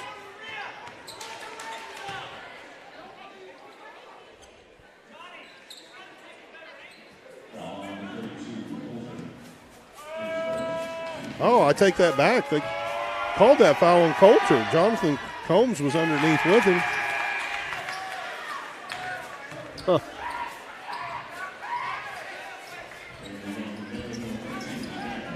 A little bit of a surprise on that, but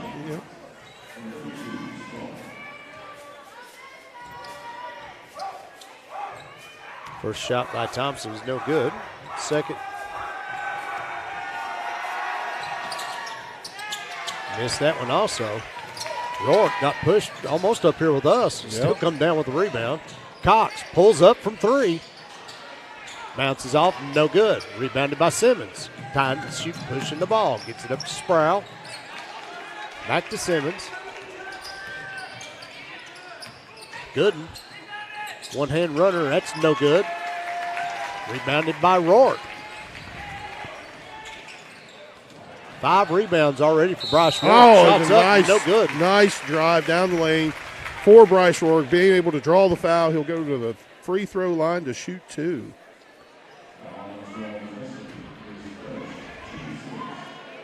Parker Presley, his first, team 6th.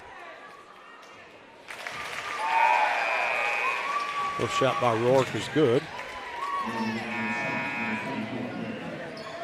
Spencer County will also be in the bonus the rest of the way through this half.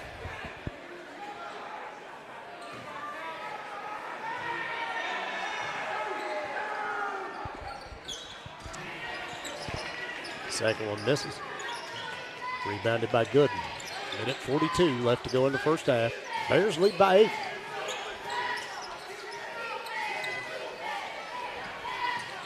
Gooden picks up his dribble. Gets it to Keaton Baird.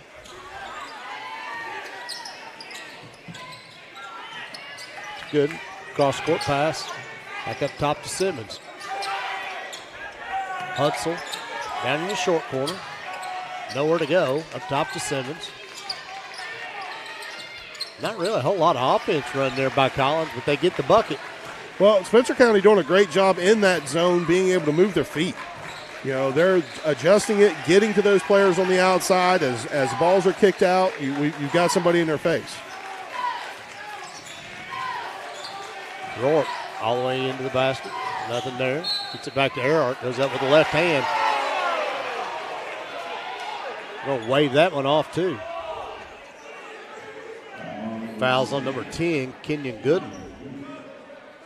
His first, team 7th.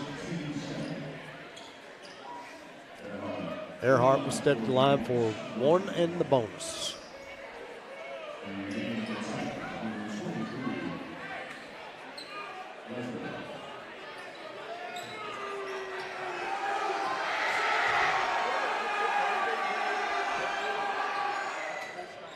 First shot's good. The Collins student section over there trying to disrupt Luke Earhart as he's shooting these free throws. And I got news for him. Luke Earhart's not going to be distracted. I'm not going to say he'll make every one of them, but that's not going to work on him.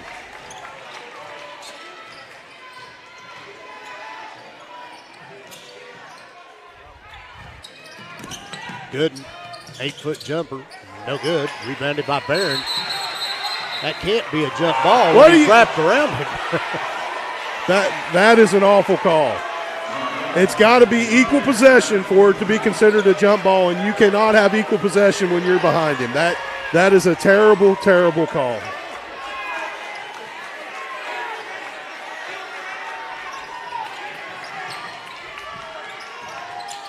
.30 seconds left. Good. Ball down to Ledford. And the referee's got 2 points on the board. Rourke pulls up for a 3. That's no good. Rebounded by Collins. Ledford puts up another one. That's a 3. That's good. How quickly things can change. Combs, corner 3. That's good. And that'll take us to the half. Your score at halftime, Spencer County 28, Collins 23.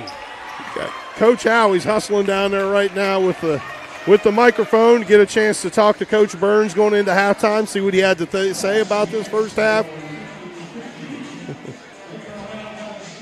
What do you got down there, Coach Howie? Well, Coach, great first half. What you thought? Yeah, hey. That's a good first. We had a little bit of a lapse right there, but other than that, hey, we're playing tough. We're rebounding well. Yeah, really like to rebound, but fall through some difficult calls too. Getting up and down, that's what we want. We gotta carbon copy it. It's gonna be tough though. Thanks a lot there, Coach Howie, stepping up, getting down there, getting that interview for us, and really, what else could you say? Coach Burns is right. Yeah.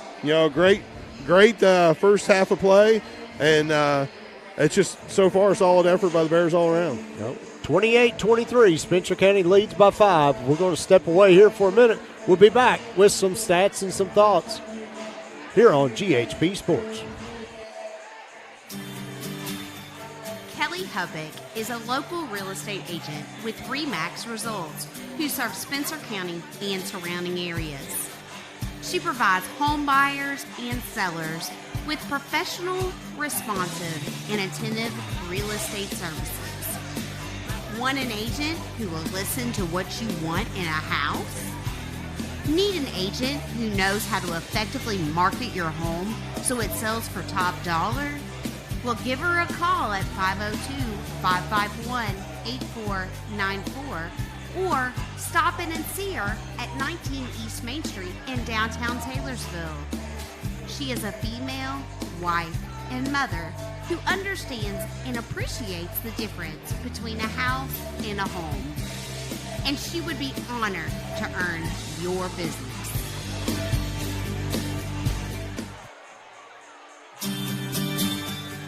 Tonight's player of the game is sponsored by Brown Realty. Curious what your home is worth? Visit brownrealty.com. Brown Realty, serving Spencer County and beyond for nearly 20 years. Brown Realty, your local realtor. Back here at Spencer County High School, Spencer County leads Collins in this 30th District battle, 28-23.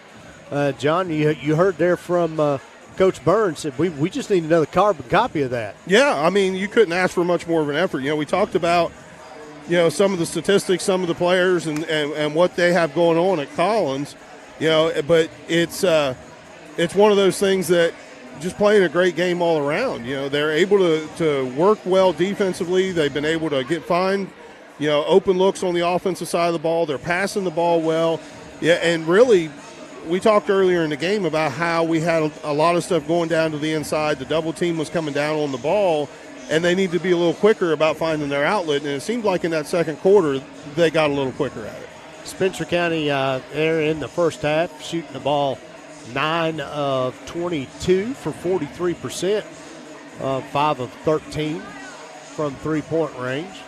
Yeah, we apologize. These are the stats from the girls' game we have up on your screen right now. There we go.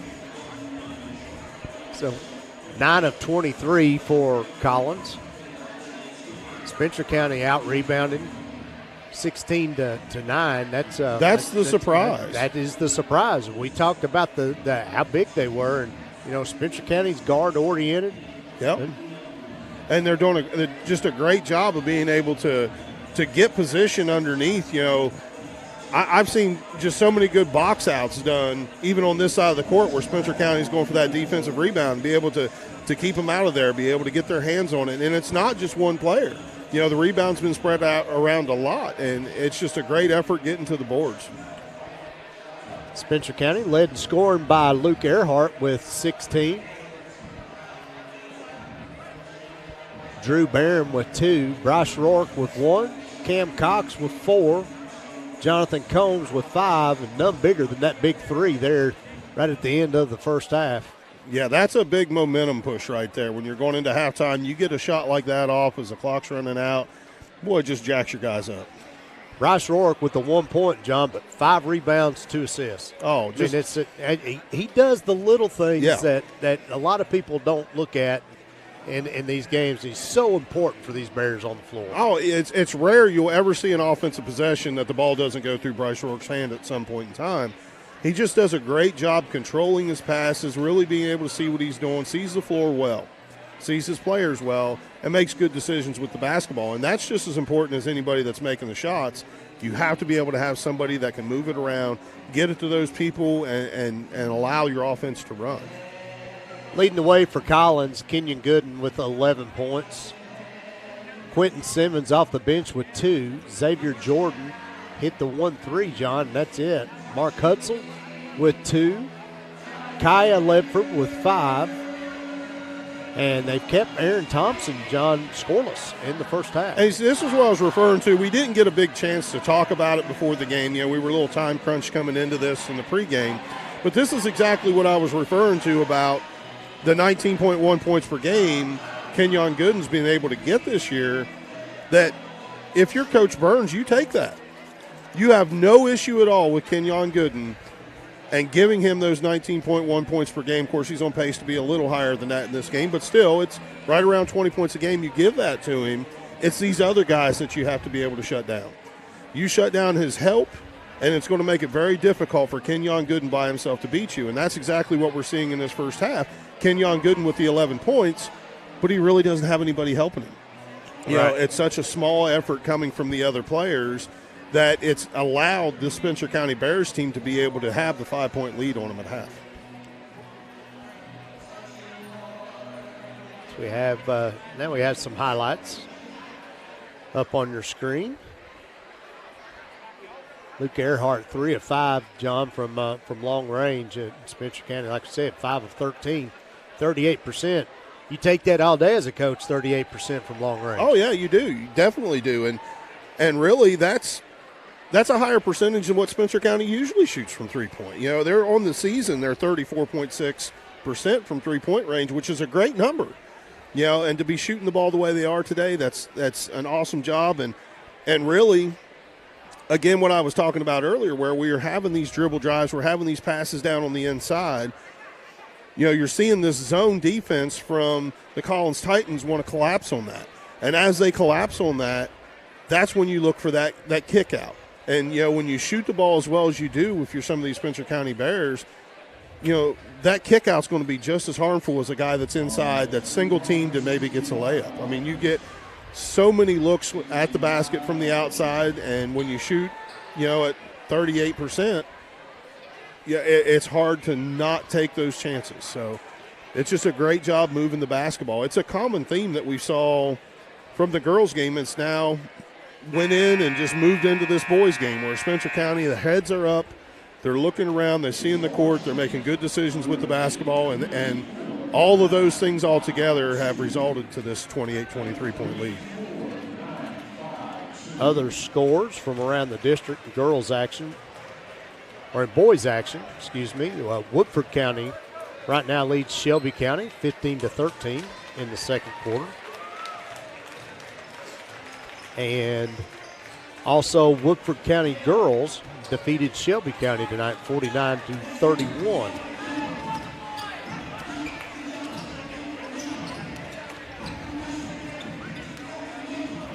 Both teams now back out on the floor. If you're Coach Burns, Bo, then and you had this half that you just had, what are you saying when you're in that locker room to your boys? Status quo, man. We ain't stopping what we've done. I'm going straight back out there. We're going to continue what we're doing, and just got to make shots, and that's something that this team can do.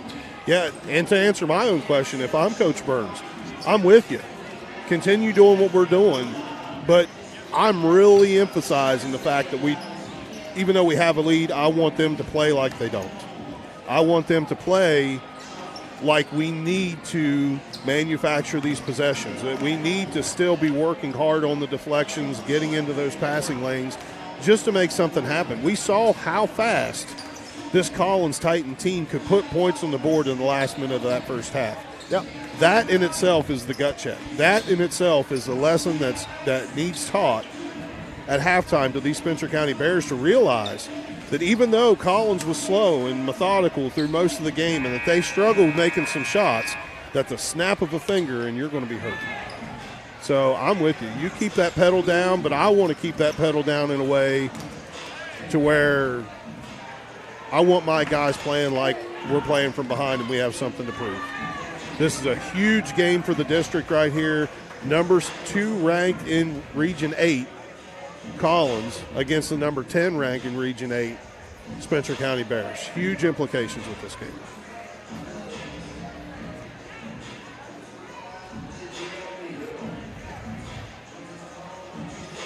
Still about 20 seconds away. We right now, John, Woodford County and Collins are both 2-0 in the district. Anderson County is 0-2, and we are 1-1. So, as we was talking here earlier with Coach Howie, a win here by Spencer County. It's huge. It's huge. It pushes Anderson to that 4-5 game for sure. Yes. And it also it stands a chance to vault us into second, because now all of a sudden we're sitting at 2-1, as well as a Collins Titans team sitting at 2-1, and we have the tiebreaker because we only play one time. That's right. Huge game.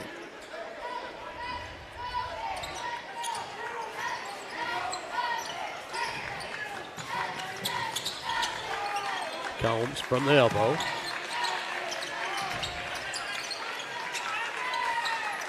Collins coming out in a man-to-man. Ledford's going to grab Earhart as he goes by.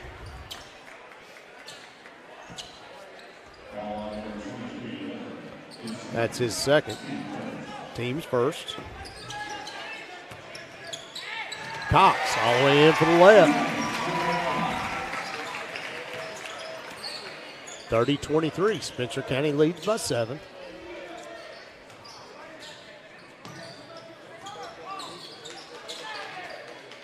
Thompson. The ball up to Simmons. Simmons between the circles. Spencer County in that 2-3 zone. Good extra pass. Yeah, it was a great look down there on the inside to get that ball over to Aaron Thompson to be able to finish that shot. Cox, back door, goes to Rourke. And count it. Bryce sprung all the way around. Look for somebody to pass the ball to, John. Yeah. Going to pick foul apparel Quentin Simmons right there. That'll be his first foul of the game.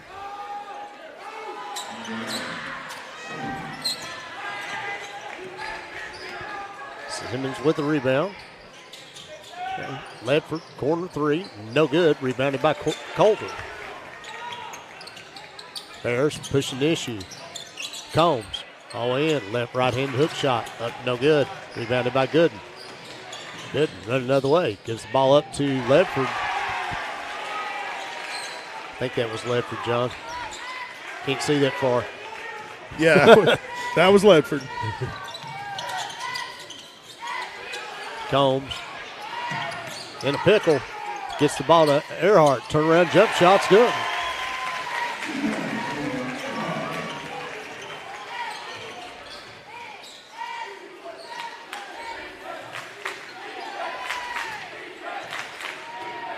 (34-27). 7-point lead by the Bears. 6 minutes left to go in the third. Gooden.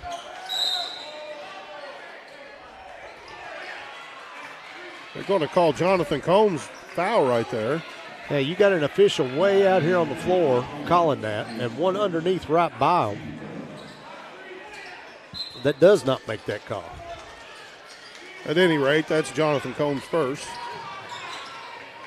Gooden to Simmons. Cross-court pass. Back up top to Gooden. Bears extending that zone all the way out on the floor. That's a push. That's offensive foul. Yep. Quentin Simmons picking up his second. Both happening within the last minute and a half of play.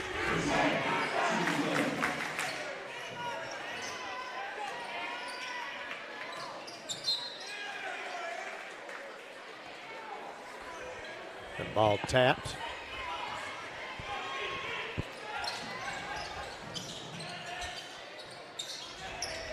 Ball into Earhart. 5.5 minutes left to go in the third. Earhart into the lane. Nothing there. Goes over in the corner. Combs open for a 3. It's short. Rebounded by Simmons. Simmons running for the Titans. Cross-court pass. Goes to Gooden. Puts up a 3. It's good. Got to know where he is on the court, Bo. Have to be able to get somebody in his face.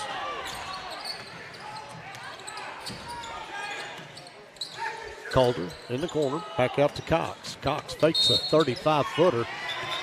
They are going to get a foul on Kenyon Gooden. Reach and call.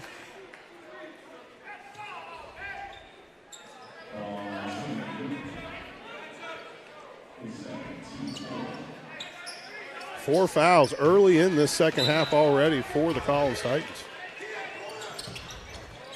Earhart, another three, it's good. He's feeling it, John. He is feeling it, having a great game.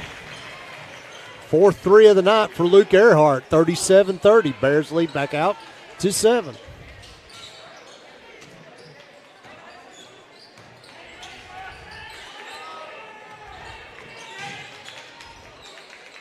Gooden guarded by Cox. It's up top to Ledford. Get a foul on Bryce Rourke. Yeah, Bryce knew it right when he went up, too. He had that look on his face of, yep, I messed up.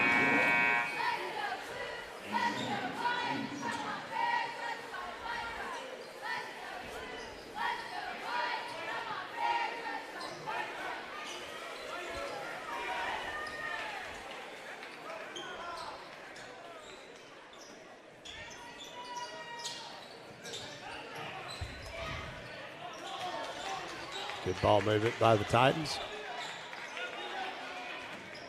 Jordan. It's the ball to Ledford. No, that's Simmons, excuse me. Gooden at the free throw line. Ball taken away from him. He's going to get the foul called. I think it was on. Oh, they're going to get Camden Cox with that. Cox. It's his second, team's third.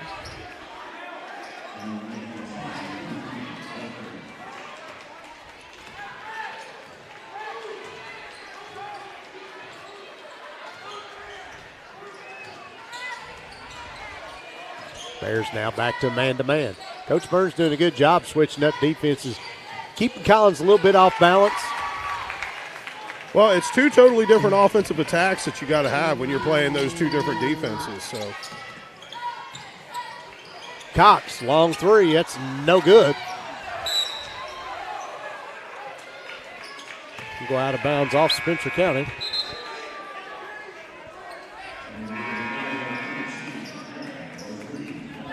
Kellen Marksbury checks in. Along with Andrew Barron. Drew Barron.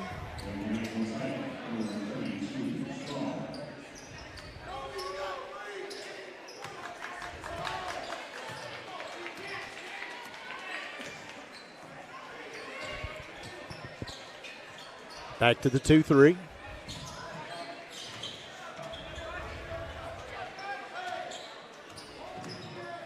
Yep, stolen by Marksbury. Nice look.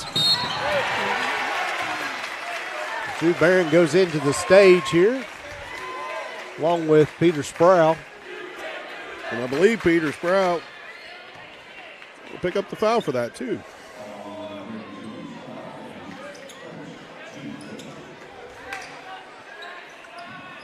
Great job on that drive right there by both Kellen Marksbury with the pass, but Drew Barron especially to be able to get control of that basketball and to get a shot off to draw that foul and bring himself to the free throw line.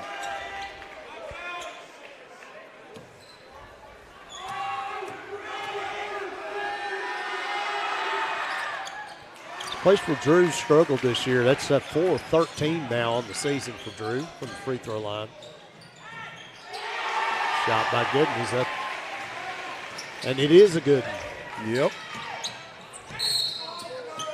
Combs. The foul called on Hudson. Yeah, it looked like he was coming out. It looked like he was in the act of shooting to me. The referee's going to call that on the floor.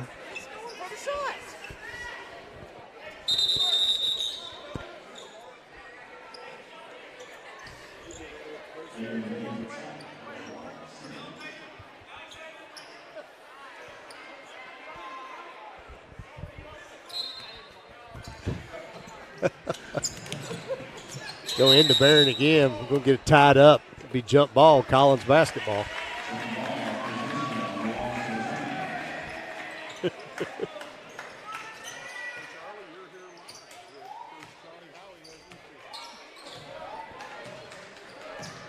Gooden crosses the timeline.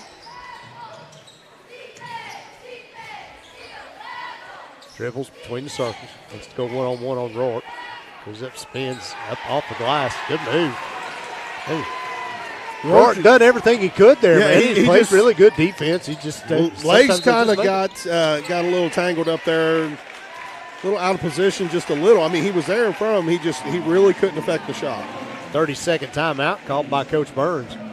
As Collins has now cut that 7-point lead, John, down to 3. 37-34, 2:42 left to go. Some instant replays here. A few highlights in here in the second half. Yeah, so far in this game, to me, it almost feels like Spencer County's been the aggressor on both sides. You know, they really have been aggressive on the offensive side, been very aggressive on the defensive side of the ball. And just that pace of play that they're trying to play with, that hunger they're trying to play with, it's really affecting these Collins Titans and having a hard time them finding their rhythm.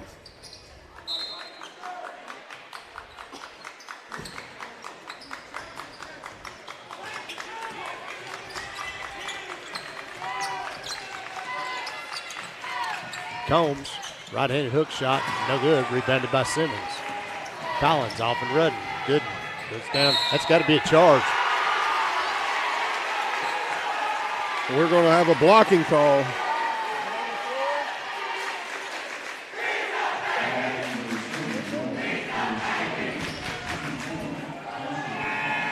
That foul's on Bryce Rourke. That is his third. Bryce was camping down there. I think he had already ate a sandwich before. He had. Gooden got there. Set up a lawn chair, built a fire, was making s'mores. Gooden completes the three-point play. We are now tied at 37.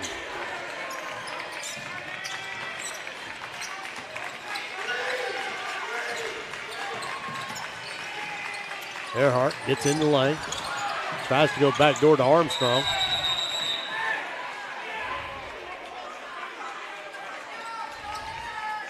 We'll get a jump ball. Stay with Spencer County. 2 minutes, 11 seconds left. In the third quarter, we're tied at 37. Marksbury gets the ball to Earhart. Goes up, going to get fouled by Kaya Ledford. That's his third. And the team's seventh. Spencer County in the bonus now, John, the rest of the way out. Yeah, that can be a huge thing right there towards the outcome of this game.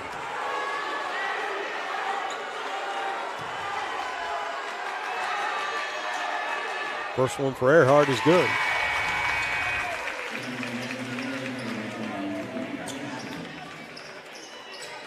(38-37). Bears lead by one.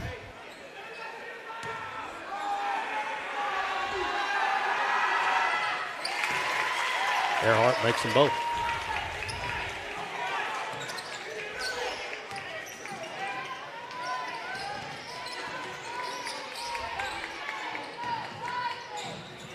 Good into the lane. It's over to Sproul. Left corner three.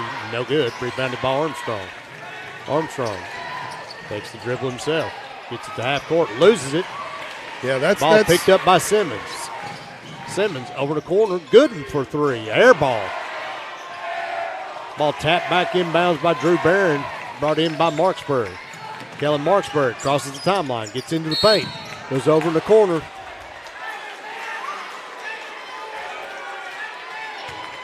Well, they're going to get Stroll for that foul right there. I'll bring Kellen to the line to shoot a 1-and-1, or Sproul, I'm sorry.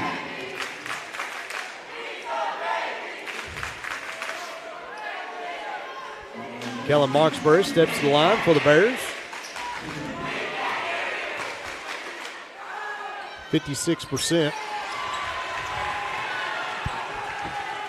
39-37. Minute 26 left to go.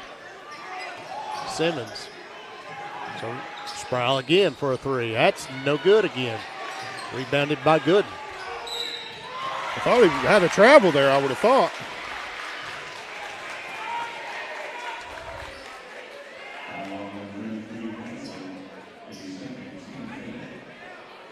Fouls on Joseph Blansett. That's his second.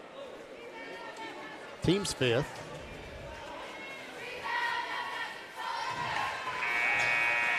You know, as I look across this gymnasium, Bo, we have our Bears fans, our student section over here in the corner up towards us by the stage. You have the opposite corner from them. You have the Collins student section. And I got to admit, I'm a little jealous they've been able to stand up that long. I don't think I could have done it without a ham sandwich or something halfway through the game. Give me a little energy. But, man, these young kids. Rebounded by Cox. Cox shot up, no good. Rebounded by Simmons. Minute left to go in the third. Gooden goes over in the corner to Lefty. Drives in. Marksbury again gets his paw in there. Taps it out of bounds. It's going to stick with Collins, but again. Hustle. Kellen just being pesky Hustle. out there. Yeah. And then, Cam Cox, feeling kind of bad for him right now. He's been struggling shooting the ball tonight. Really needs to see one go through the hoop.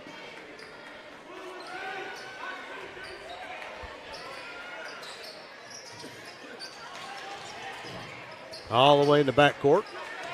Comes to Xavier Jordan.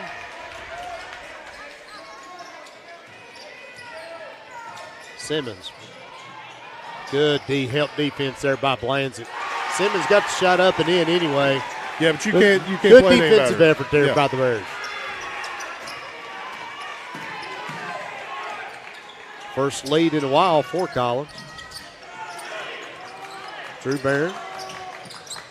Ball to Cox. Got to pay attention to that clock. 25 seconds.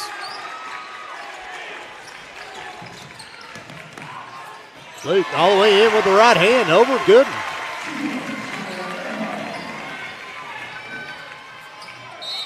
Collins goes right by it.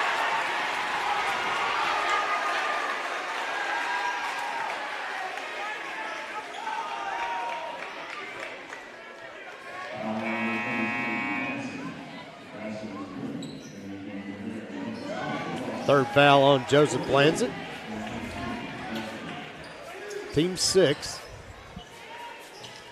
Xavier Jordan will step to the line. Another good free throw shooter for this team. 86%, 83%. Yeah, 83.3. Great shooter. And he misses. Good block out by Bryce Rourke. Foul on Presley.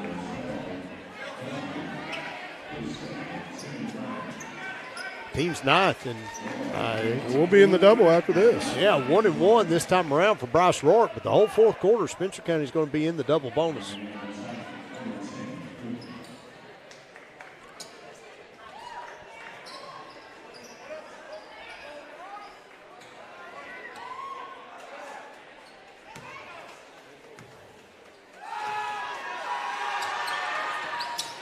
And it's no good. Rebounded by Simmons. Simmons gets into the lane. Puts the shot up, and that's no good. Rebounded by Spencer County and tapped the ball around, but that's going to do it for the third quarter. Your score after 3, Collins 42, Spencer County 41.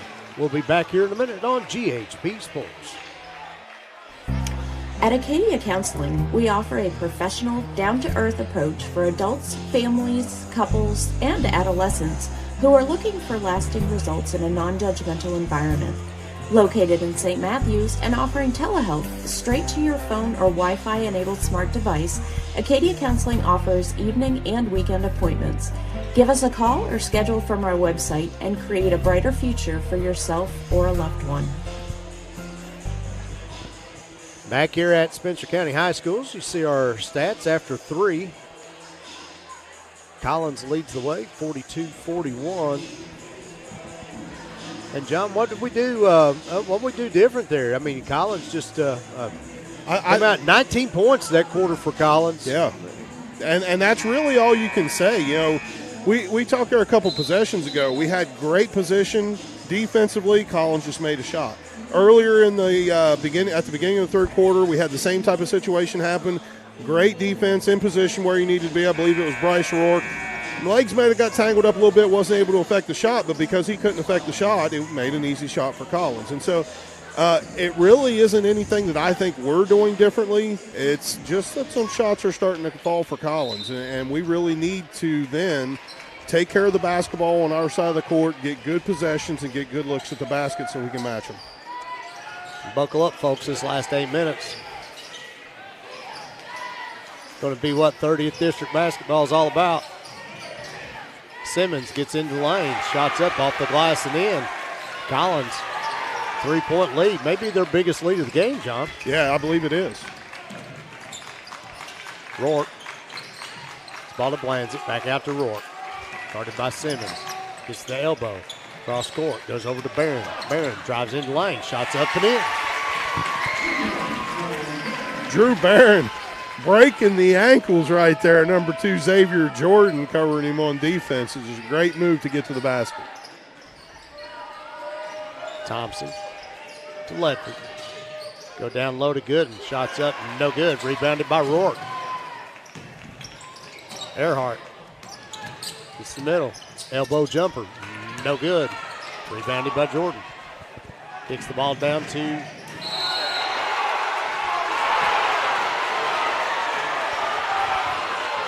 wow. That's terrible. That is terrible right there. Terrible call. I know we do mention things about calls from time to time, and we do say our piece about, lightly. That's a couple of those that same official has missed. Yep. A couple of those, both times, set up down there, underneath, feet still, hands up, taking the charge and getting called for a block. That's awful.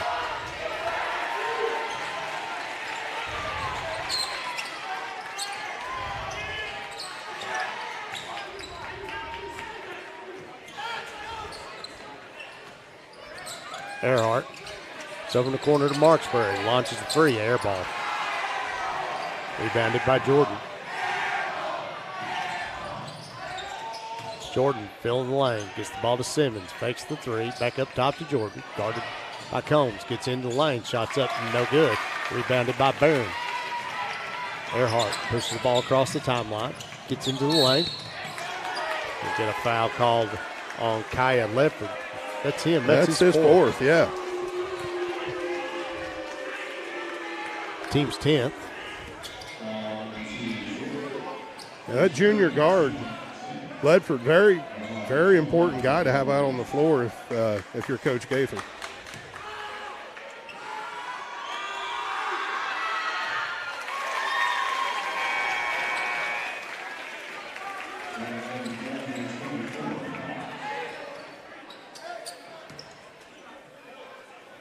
First shot by Earhart is good. Luke makes them both. 27 now for Luke Earhart on the night.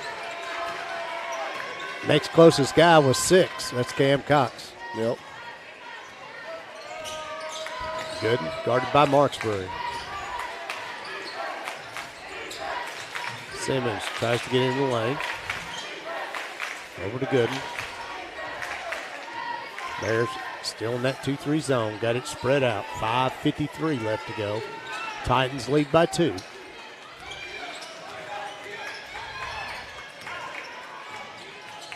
Kellen giving Jordan all kinds of problems out there. Simmons in the corner, up top. Jordan, that's their 3-point shooter. That's no good. Ball rebounded by Colder. Cox off and running, gets it to Marksbury. Turns the ball over. Gooden.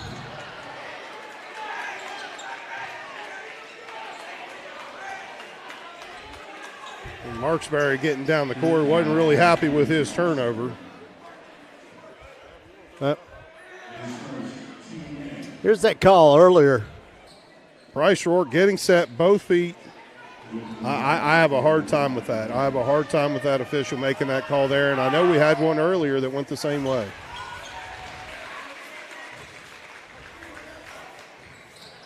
First shot by Gooden is good.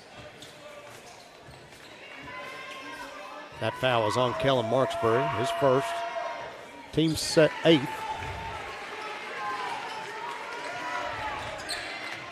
Four-point lead by the Titans. Real important possession here if you're Coach Burns and the Bears. Really need to put some points on the board here.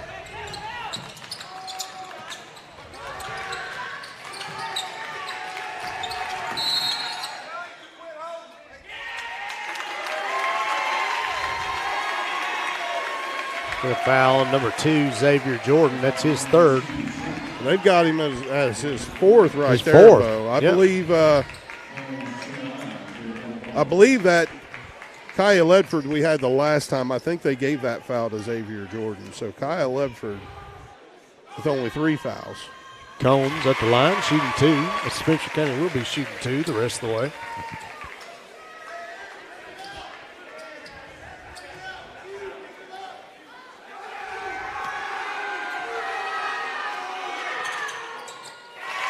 Jonathan makes them both.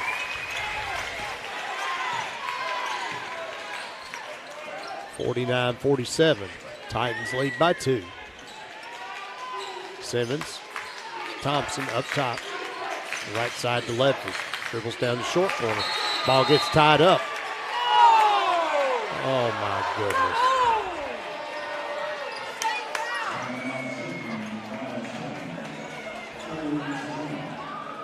I don't get it, Bo. Yeah. I don't get it. What do you want to do? Possession of the ball calls for a jump ball, except in that moment where equal possession of the ball allowed one player to call timeout and retain possession for his team. I don't get it. I don't understand. Full timeout taken by Collins, or let's say full timeout given to Collins. Given to Collins. That's awful.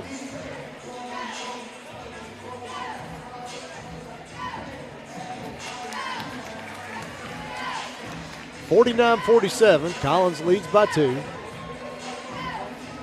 Both these coaches holding on to their timeouts, John. That's these possessions are ultra important when you start getting down crunch time like it is now. They are, and the way this game has been played, Spencer County again. This half came out. Yeah, we've had a few obviously questionable calls go against us. We've also had a few situations on the offensive side where we've had some turnovers. Whether a player driving in out of control, a few bad passes, but generally speaking, Spencer County's still playing a good game. But where you're talking and where I agree with you, these possessions being that important, is the fact that, again, Collins at the snap of a finger could go on a run and put us in a hurt. Ball goes into Thompson. Over in the corner, Gooden wide open for a 3. It's good. Can't lose him, John. No. 52-47, largest lead of the night for the Titans. Earhart tries to get into the lane. He's going to pick up another foul. I believe that'll be on Quentin Simmons. Be his third. 3 on Simmons. Really surprised. I know it's a close game, but, you're sitting with a 5-point lead if you're Coach Gaither, and you still have Xavier Jordan on the floor playing with 4 fouls. If it's me, I think I'm going to try to buy a couple minutes if I can right here. But, if I'm Coach Burns, guess where I'm going to attack? Yeah.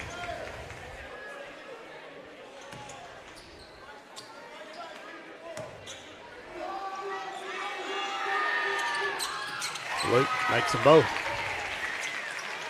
Back to a 3-point game.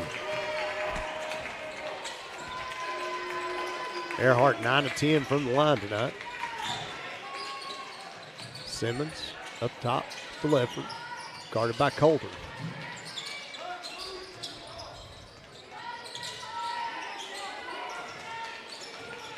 Gooden. The fadeaway shots, no good. Rebounded by Tom. Going to get Jonathan Combs with that foul. 2 on Jonathan. Second on Jonathan.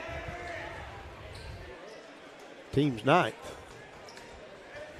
Aaron Thompson at the line. From this point on, John, both teams will be shooting foul shots. There's still 4 minutes to go in this game. There's a lot can happen in 4 minutes, especially with both teams in the double bonus. Spencer County Bears really needing to look to have quality possessions. Early in the game was moving the ball well, getting it inside out, getting good looks. Really need to be trying to pull that off now. Calder drives the baseline, goes out to Earhart. Corner three, in and out, no good. Rebounded by Ledford.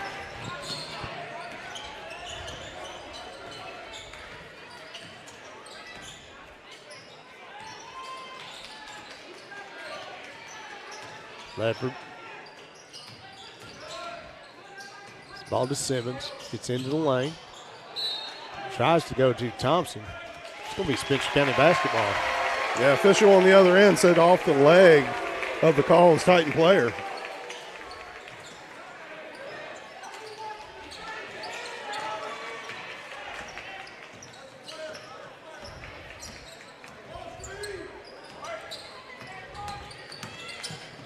Earhart tries the cross-court pass. Nice save by Cox to get it to Calder.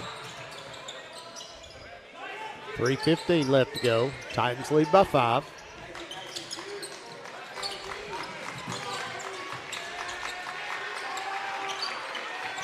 Calder goes behind the back to Combs. Nice spin move to the right. Jump hook shot. 54-51. Bears cut the lead to 3. Just under 3 minutes left to go. Burns has them back set up in that 2-3 zone again, Bo. It gave Collins a lot of trouble in that first half. They're back to man. They're good. Good.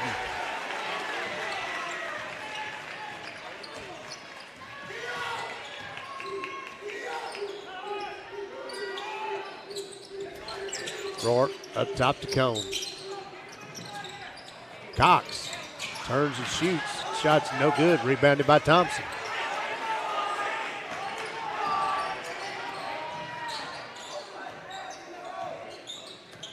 Five-point lead down to 2 minutes and 8 seconds left. Titans going to be content with running clock here. Bears got to play some pressure defense.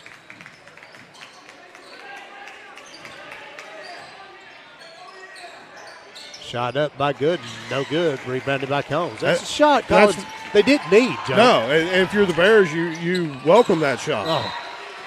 Then we throw the ball out of bounds. Minute 44 left.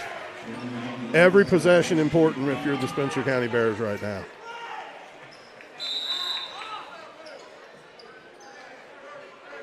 "30-second timeout called by Collins.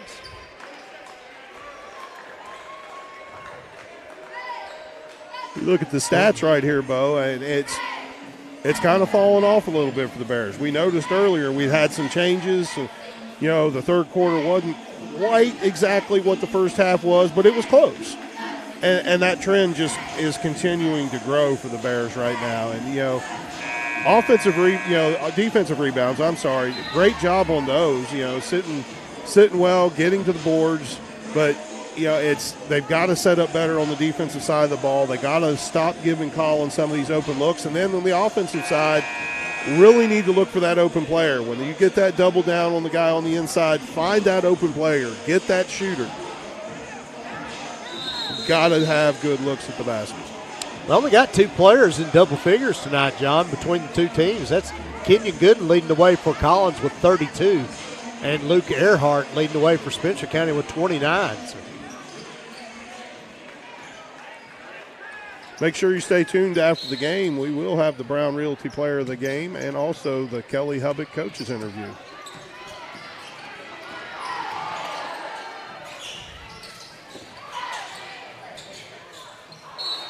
Shot, pump fake. We're going to get a foul called on Spencer County.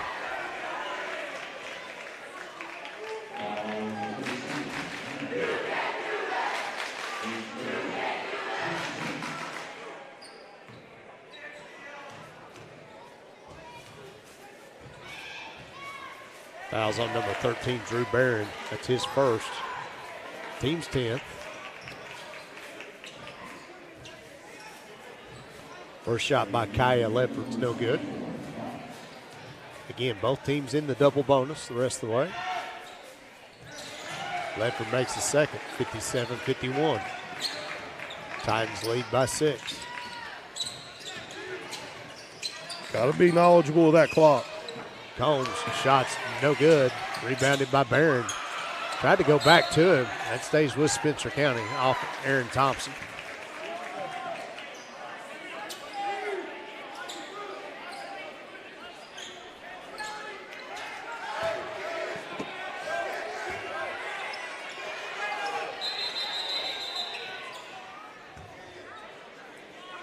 Got blood.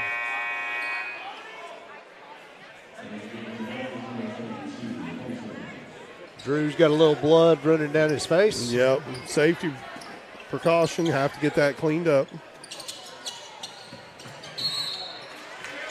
Foul on Simmons.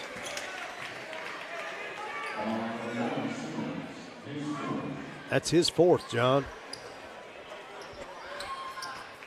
Minute 19 left. You wouldn't think it would matter too much, but still something to pay attention to. You know, we do have a few different players out there in foul trouble for the Collins Titans. And it looks like Thompson may have blood on his jersey.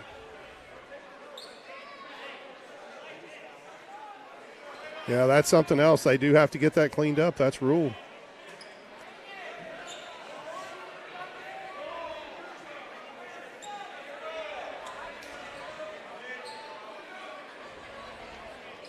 I believe they're going to send him to the locker room to throw on a different jersey. Yeah, I bet he didn't go to the locker. He probably changed right there. Yeah, right there.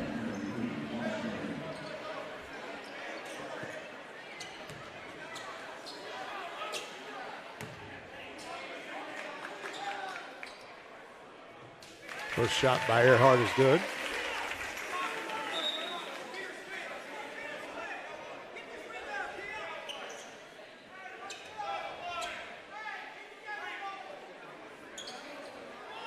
You have Aaron Thompson coming back in. Looks like he's got 25 on. Yep, yes, sir, 25.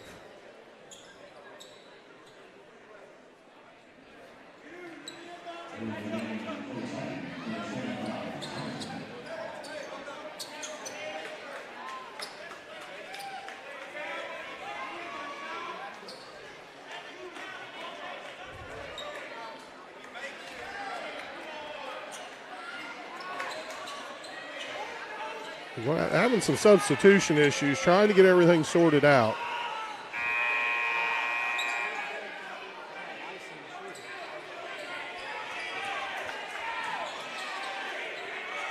Time has to run off the clock. He was taken out of the game, so time has to run off the clock before he can check back in. Now Coach Gaither is upset that Spencer County was allowed to substitute.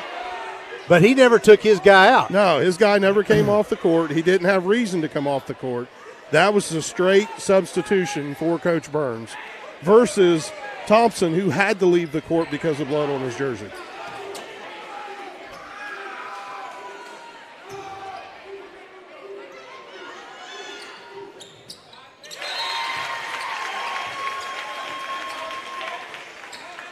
Earhart rolls in the second. 57-53, minute 19 left to go. Now what we got? Checking for blood. Hey, that's gamesmanship is all that is right there, and Burns is ticked off. They might as well stop and check everybody if we're going to do this. Let's spin them all around, pirouette them, make sure nobody has any blood on their jersey.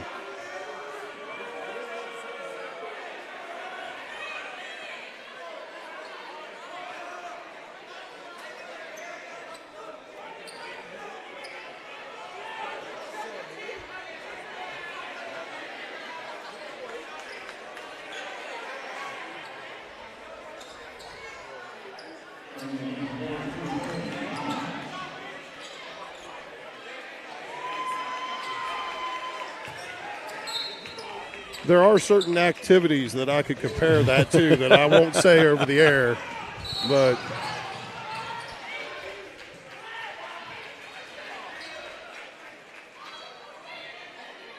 We're going to get a quick foul there on Kellen Marksbury. That's his second. Earhart back to the scorer's table, ready to check back in.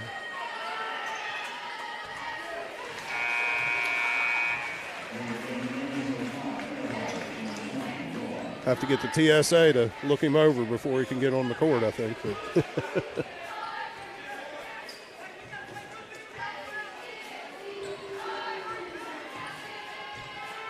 Second shot by Gooden is a good one. 1 minute to go.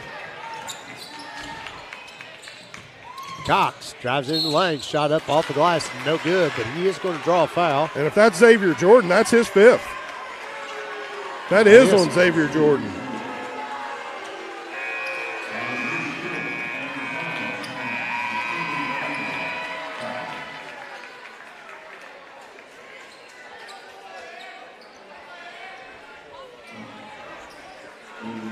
Kobe Ledford checks in for Jordan.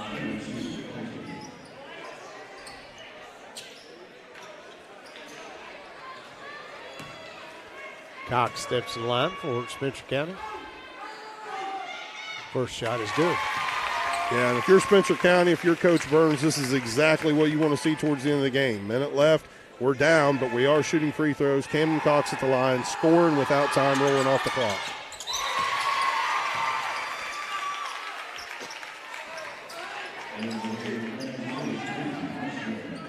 Little offense, defense for Spencer County here. Kellen Marksburg checks back in.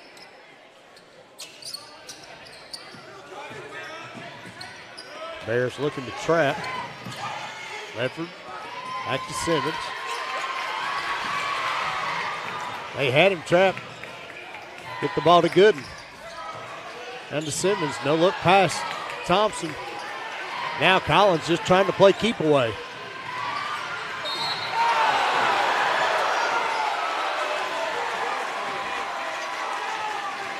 They're going to get Bryce Rourke with a reaching call right there. Looked like a lot of basketball to me.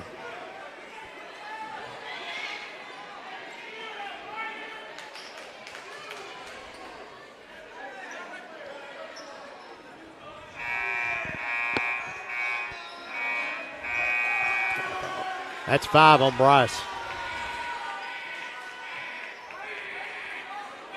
Coach Burns is going to take, you got 30 seconds, John, to put another player in. He's going to use this as a timeout. Yeah, you might as well.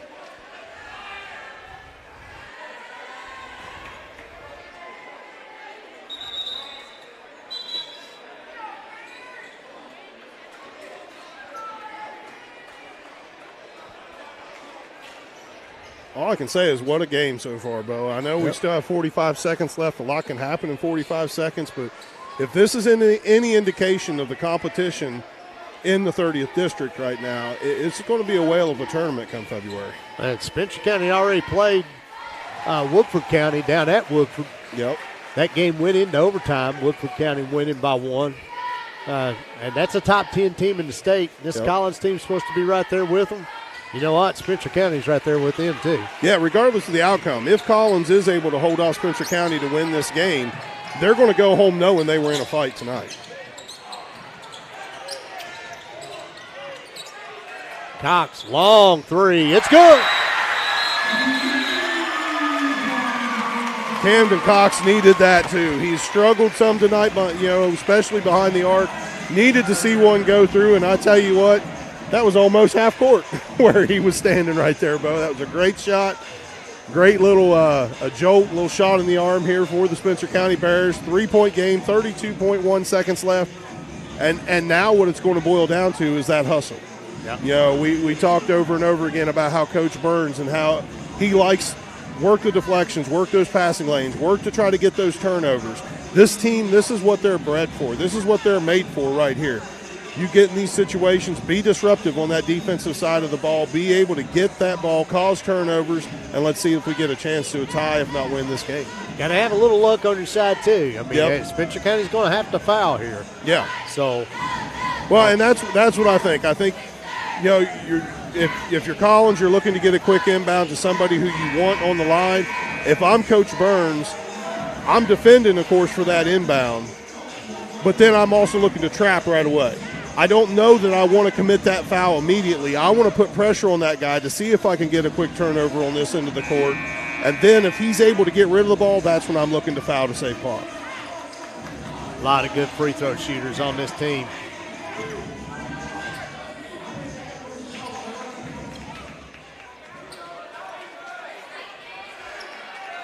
Number 23, Kaya Ledford, 57%. That's the one they throw the ball to. That's the one they want to foul.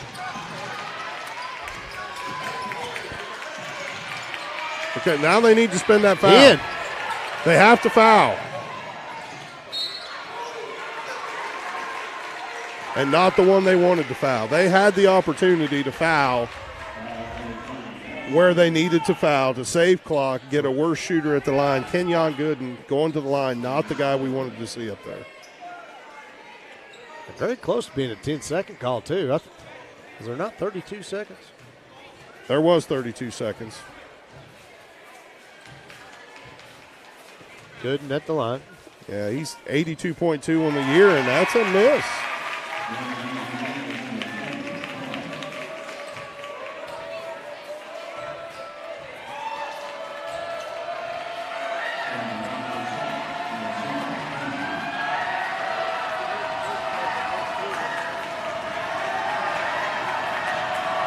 Spencer County still with 3 timeouts.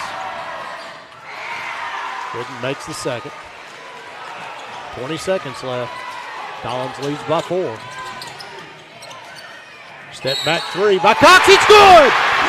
And the foul! Camden Cox coming up big right there. We talked earlier, he had one go through the hoop a possession ago. Needed to see one go through, and now he's locked on.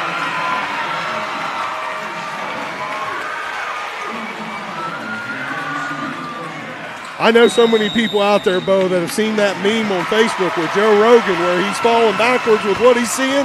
If that camera would have been on us right there, we'd have looked just like it. Great job, Bears. It was a good look. Kellen Marksberry bringing the ball down the court, being able to draw that pressure right there. Cam Cox being able to roll up to the top of the key. Quick pass, take the shot. 1-point game with Cam at the line.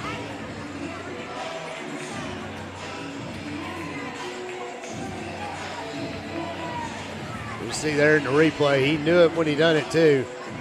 Parker Presley with the foul. Now, Cox goes to the line.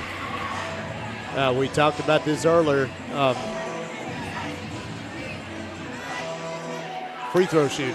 Yeah. I mean, that's huge. The opportunity to score with the clock stopped, and now, I mean, Gooden down there on that opposite possession. Misses a free throw. You got an 83% free throw shooter go to the line. Misses one. And then we come down, hit the 3, get the foul. Now opportunity to tie here, maybe get the game into overtime. Still 13 seconds left. Still a lot of basketball. Yes, there Still is. left to play.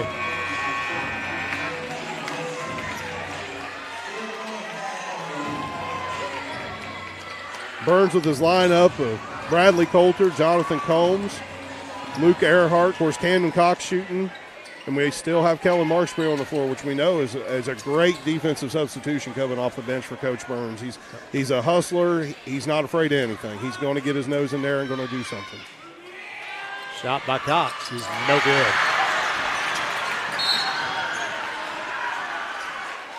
Cox goes directly and gets the foul. And he does foul Kaya Ledford, who is 8 of 14, 57% on the season. And that was the foul we should have had that last possession going down. As soon as he had that ball, should have been on him. Not one of the best free throw shooters for the Collin Titans. And it's just good heads-up play by Camden Cox, be able to get down there and get that foul quickly and not lose, but just 2.5 seconds off the clock.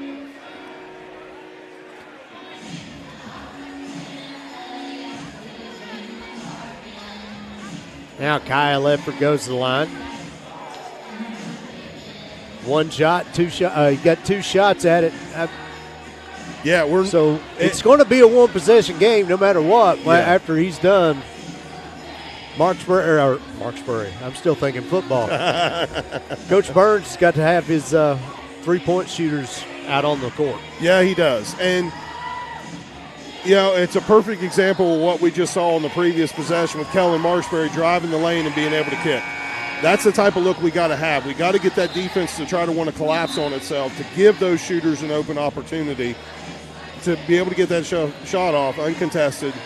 And, you're going to be looking Luke Earhart, Camden Cox. Those are your two first options right there that you're looking at if you're the Bears to take this last shot. Now, of course, that's assuming that we even need a three-point shot at the end of the game. And so a lot of things can still happen. If you need that 2-point shot, if we only make one of these, he might not make any of these. But worst case scenario, that's what you're looking at. Camden Cox, Luke Earhart. Somebody drive in, kick out. That's going to be our best look.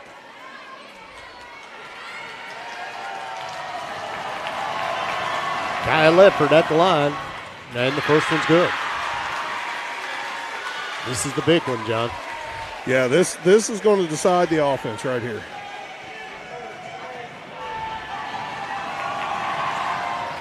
And he misses. Rebounded by Combs.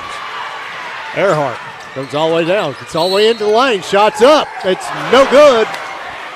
But he is going to go to the line with 5.4 seconds left.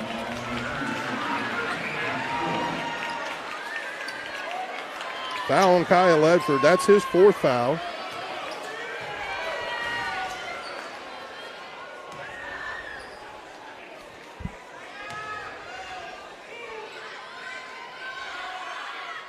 And the first one's good. This is the guy you want on the line if you're Spencer County. Yeah, exactly. If you have your pick, if you're a coach and you're even looking for somebody for a technical foul shots, anything at all, Earhart's the guy you want. Second shot by Luke. It's good. Earhart, 13 of 14 from the line tonight. Coach Burns wants a timeout to get his defense set. 33 points for Luke Earhart.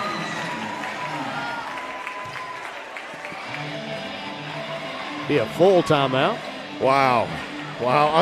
Coach Howie's sitting here beside me doing stats and just had to stand up, and so did I. Wow. What a moment in this game.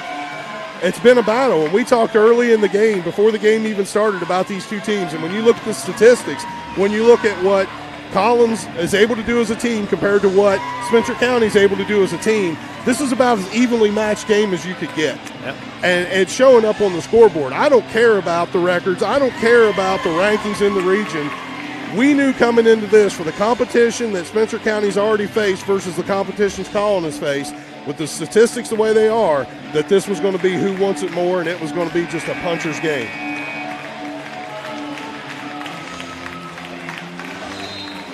Great atmosphere here tonight, too, for a little high school basketball. House has been packed all night. 5.4 seconds left. Big thing for Spencer County Bears here. You got to have somebody watching deep. Got to have somebody back ready. We don't want to give up the easy pass. We don't want to give up the easy bucket on the other end. Have somebody prepared, nobody deeper than you. Nobody foul. You want them to catch the ball coming back this way if you can. Gooden gets the ball, crosses half court, pulls up, top of the key, shot, no good. Rebound by Collins up, that's no good. We are going to overtime. We got free basketball. You couldn't ask for much better looks for Collins either. Coach Burns is over here, I imagine, just wiping a little sweat off his brow right now from nervousness because the defense gave him looks. Kenyon Gooden being able to go down there, cut across the top of the key, get that shot off. Had to look at the three-pointer, but the big one was that tip.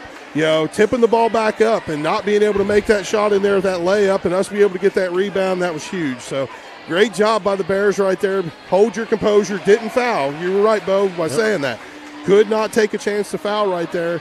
And now we're going to get some extra time put on the clock, and we're going to get to see a little bit more basketball. 63-63. We get a little free basketball. Well, and now we run into that situation where number 2, Xavier Jordan, fouling out there towards the end of the fourth quarter, that matters even more. And then you have Kyle Ledford sitting with 4 fouls. You also have Quentin Simmons sitting with 4 fouls for the Collins Titans, and that's pretty rough if Coach Gaither in that spot. And what are you going to do with these people fouling out? You've already lost one weapon with Xavier Jordan being gone. It makes it very difficult for them to hang and have options. Xavier Jordan was their 3-point shooter. Same thing with Spencer County. You got Bryce Rourke sitting over there, picked up his 5th foul. Yep. A couple of those questionable charges. Blocks. Block calls, but nonetheless, they were fouls called on Bryce. 4 minutes on the clock. Just a great ball game tonight, Bo. Great game. Kenyon Gooden with 37 points. Luke Earhart for Spencer County with 33. We could have 2 guys tonight go for 40. Ball's up. They'll re-jump. Yep.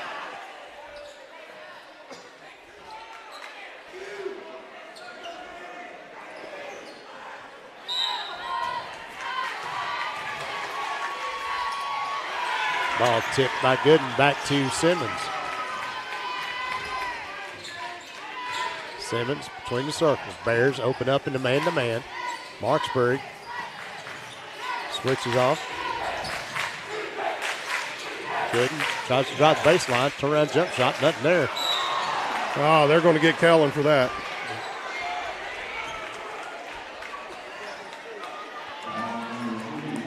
That's Kellen's 3rd foul. Quentin Simmons go to the line for 2.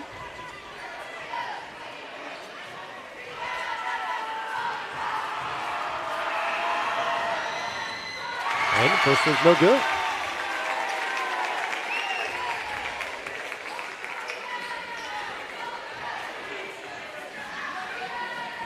Simmons 0 for 2 now on the night from the line. Second one rolls in. 64-63. Collins leads by 1.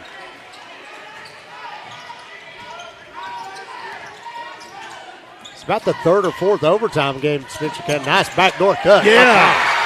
That was a beautiful look right there. Good look. Good pass by Marksburg. And Kellen will come out there with a rebound. Yeah, as you were starting to say, Bo, Spencer County definitely not strangers to the overtime.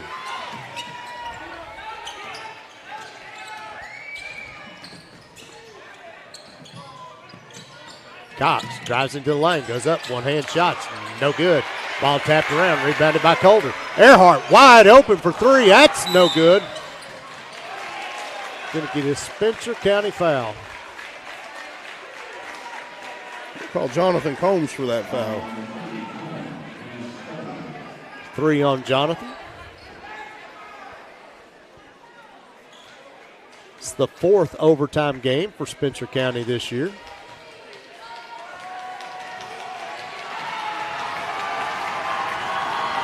They are 1-2 in those overtime games.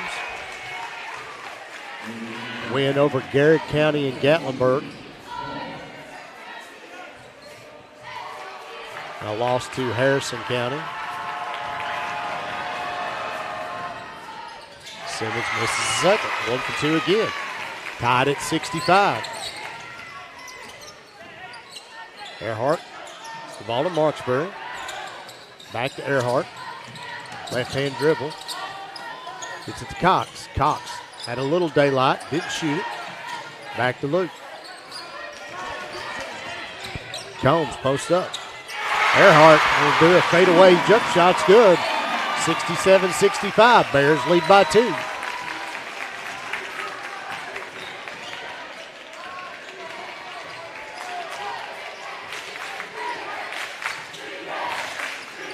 Simmons tries to drive on Earhart. Nothing there. It's to Gooden. Up top to Sproul. Back to Gooden. Gooden guarded by Calder. 16-foot jumper is no good. Ball's tapped out of bounds. Oh, saved by Collins. stolen by Spencer County. Great job keeping them hands active. Spencer County, 2-point lead. Coach Burns wants a timeout. Going to take a 30. Each coach gets an extra timeout, 30-second timeout in overtime. Yeah, this timeout definitely doesn't bother me at all. You minute 43 left. You got the 2-point lead. You have possession of the basketball right now. You know, you obviously want to build on your lead if you're Coach Burns, but you're also sitting here talking about protecting that basketball. You want to do what you can to keep it safe, to get your good looks that you're after. And if you're Coach Gaither on the other side, it's basically do what just happened to us. You know, head up, get the hands up, be in those passing lanes, try to deflect something because neither team really wants to foul right now if they don't have to. So it's a situation where the last thing, even though the Collins Titans are behind, Spencer County has the ball. With this much time left on the clock, if you foul now, then all you're doing is just giving them an opportunity to get a little bit bigger lead, and it's too early. 2-point lead, you don't need to worry about that right now. 2-point lead, let's just play basketball. But they do need to work to try to get a turnover if you are the Collins Titans. Spencer County, take care of the ball, get a good look. That's what you're saying. Run your offense. Exactly. Run your offense, be patient. If it's there, take it. But this is if you're Collins, this is not the time to foul yet.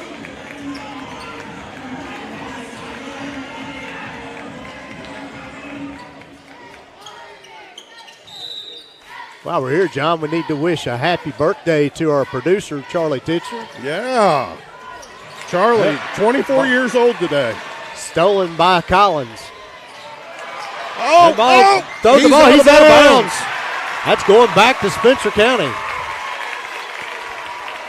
Got to take care of that basketball. But, yeah, to reiterate what you just said, happy 24th birthday, Charlie Titchener. Yep. Yeah.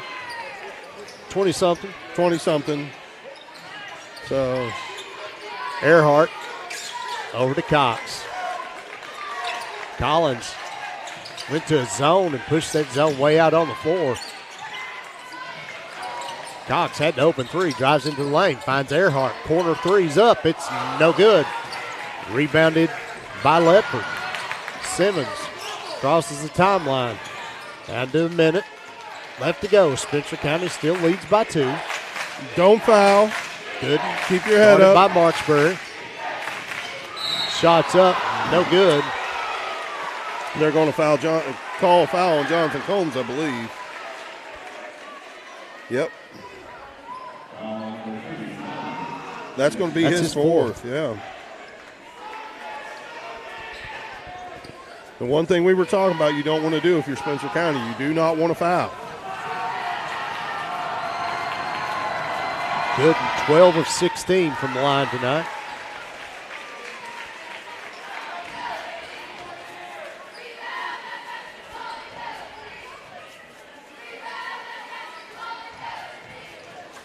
.59 free throws, John, shot tonight between these two teams. Kenyon connects on both, ties the game at 67.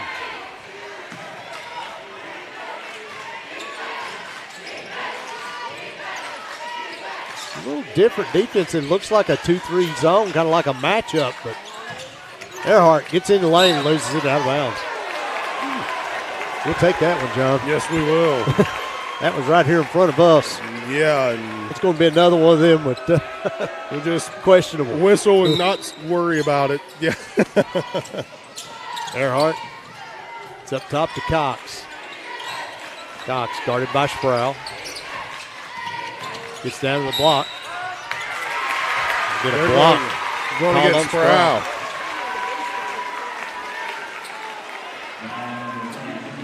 That's his fourth foul, too, Bo. Camden Cox shooting third 2. Foul on Sproul.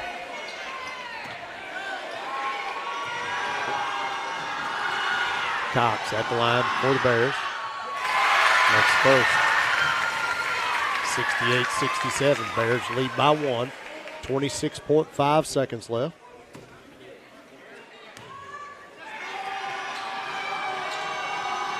Second shot's up, and it's good. Coach Burns wants a timeout, I think. No, maybe not. I thought he did. Yeah, I did too. Little Burns was out on the floor. Referee blew the whistle. Don't foul. The big thing we got to watch here. Do not foul. Simmons gets it to Gooden. 18-footer. It's good.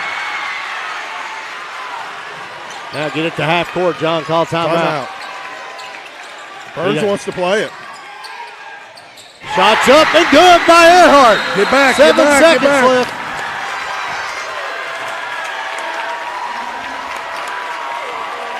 Luke Earhart tonight has been unbelievable, Bo.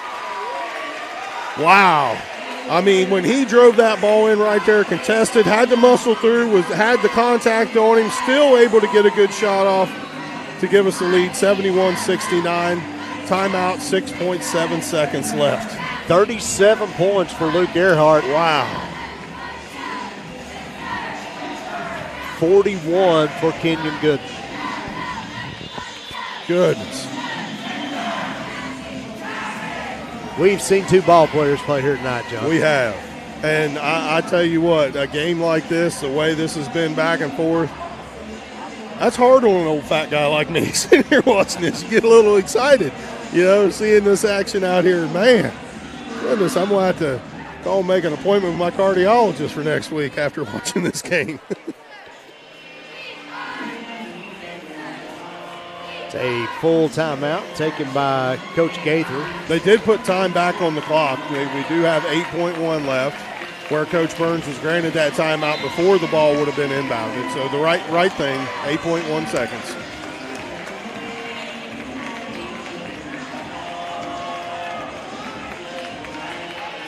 Again here, John, the key to this defense right here, right now, you do this 2-2-1 press. Yep. But you want them to catch the ball coming this way. Yeah, you want their momentum coming away from their basket, making it more difficult to turn and get going the other direction. It just wastes time. Oh. Marksbury got clipped by Kaya Ledford, and that's his fifth. It might be his. Yeah, that is his fifth. And Marksbury's going to be shooting too.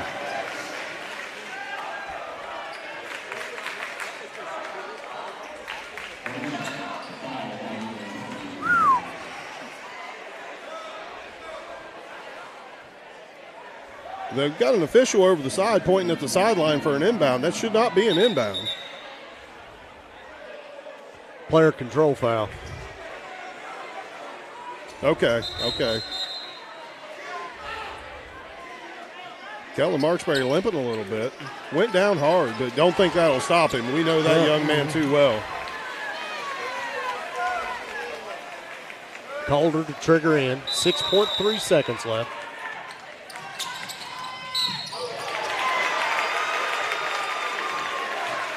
Get a foul called on Parker Presley. That's his fourth. Jonathan Combs steps to the line for the Bears. Two shots that could seal it, John. He could seal it right here.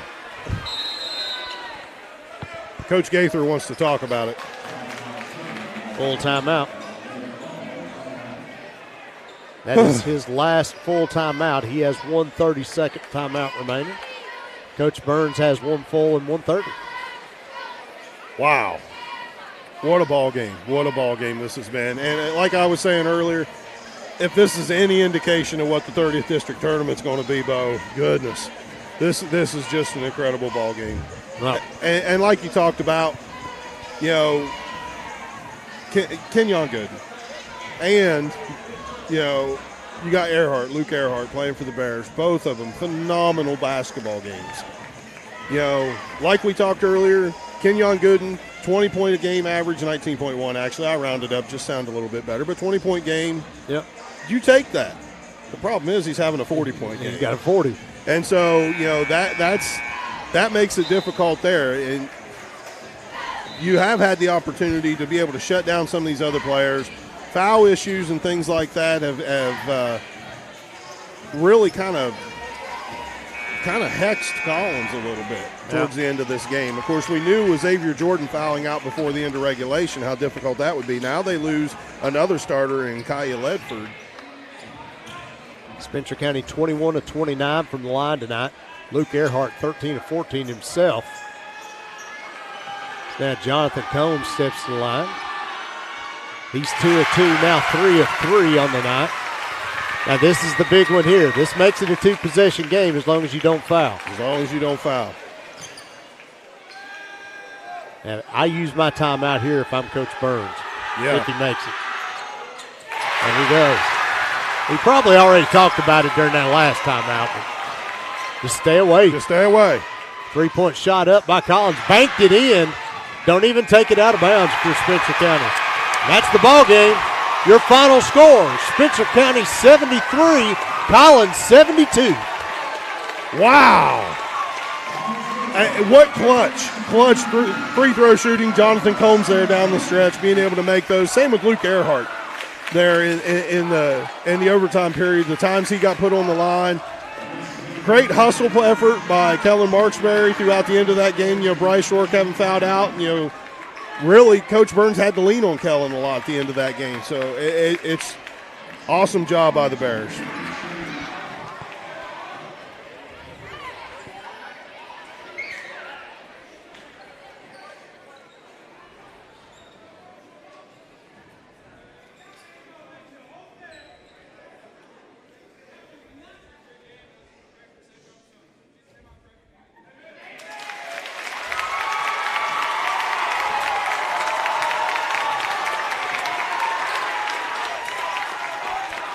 We got the stats brought up there on the screen.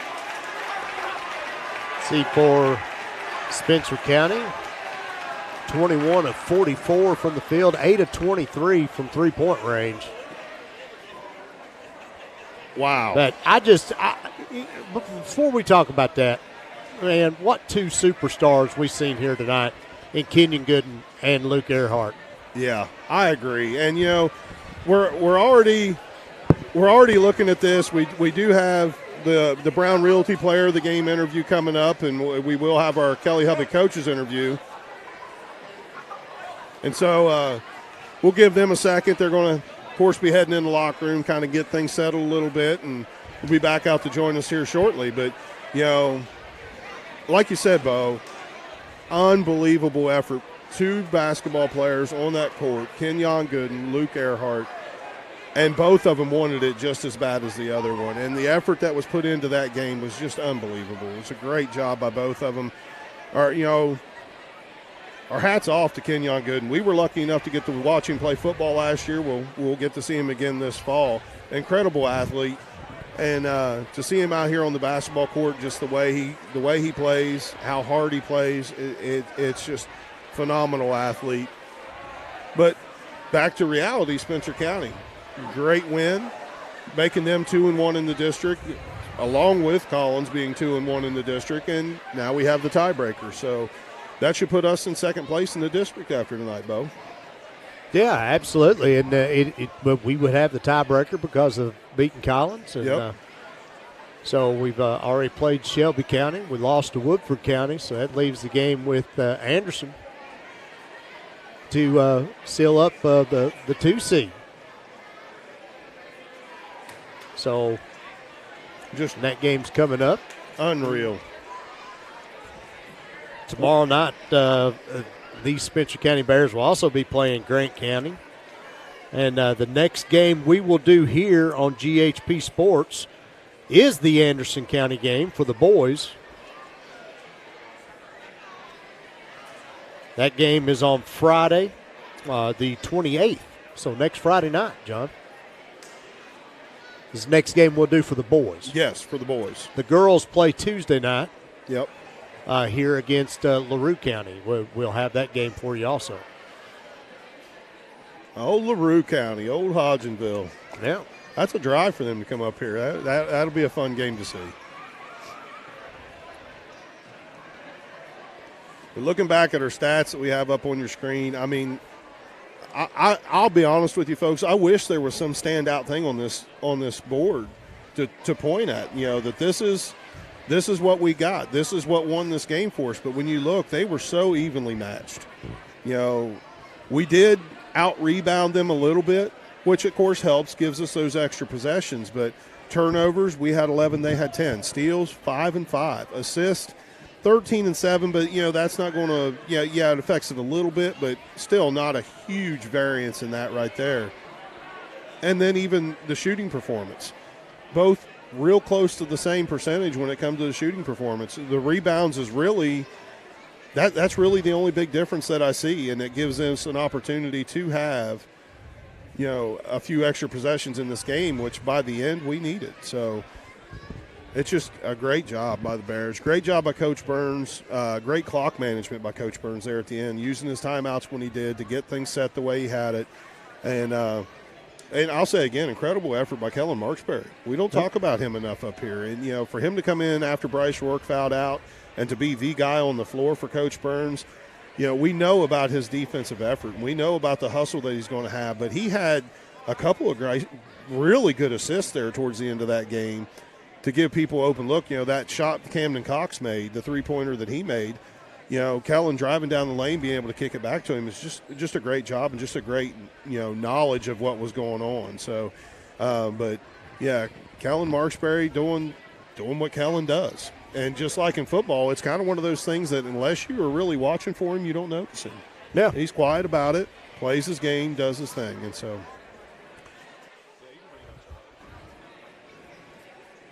let's look at a replay of that, actually. Kellen coming down the lane, kicking it over. I mean, it was just knowing where Camden Cox was, getting that assist. You know, we've seen Kellen play a lot of basketball, and this is not a you know, anything that I'm cutting him down, but, you know, he does, you know, have the opportunity to shoot at times and doesn't always do that well with shooting, and to be able to get that look, it was just a great job by Kellen.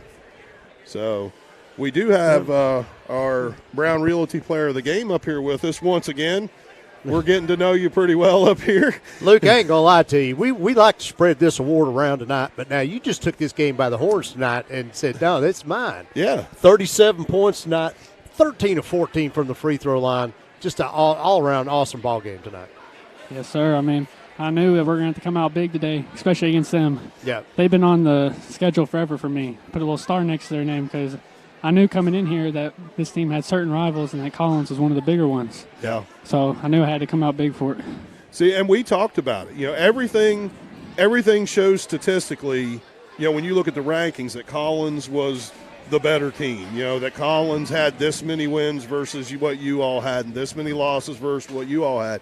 But when you really dug in, you guys had them beat on a lot of things. In these statistics, you all had them beat on a three-point percentage. You all had them beat points per game. You all had them beat rebounds per game. So we knew coming into this game that, no, this is going to be a puncher's game, and it's going to be who wants it more. And you really out there showed how much you wanted it, and we appreciate that. But handling the pressure the way you all did, incredible ball game. Thank you. I appreciate it. I mean, fun to watch up here. Actually, well, kind of fun. I told Bo I was going to have to call my cardiologist there because the end of that game, that was a little rough. But, you know, it's just one of those. How did you all find it in you to continue? You lost Bryce Rourke there towards the end of that game, fouling out, and Kellen Marksberry coming in, and you guys having to work with Kellen and Kellen working with you all. I mean, it's that type of adjustment. How do you all make those type? Do you guys work with Kellen a lot with the lineups in practice? Well, we always put everybody in the same situations, but I'm really proud of him for stepping up like he did. I mean, that could have been anybody else, like anybody out there taking the place of Bryce, who's a big player for us. But I'm proud of Kellen for stepping up like that, and time that we needed it for sure. Well, and he's a hustler, and he's going to give you that type of effort. Now, you talking about effort, I mean, good grief. We had some calls not go our way with the officials. We won't talk too much about that.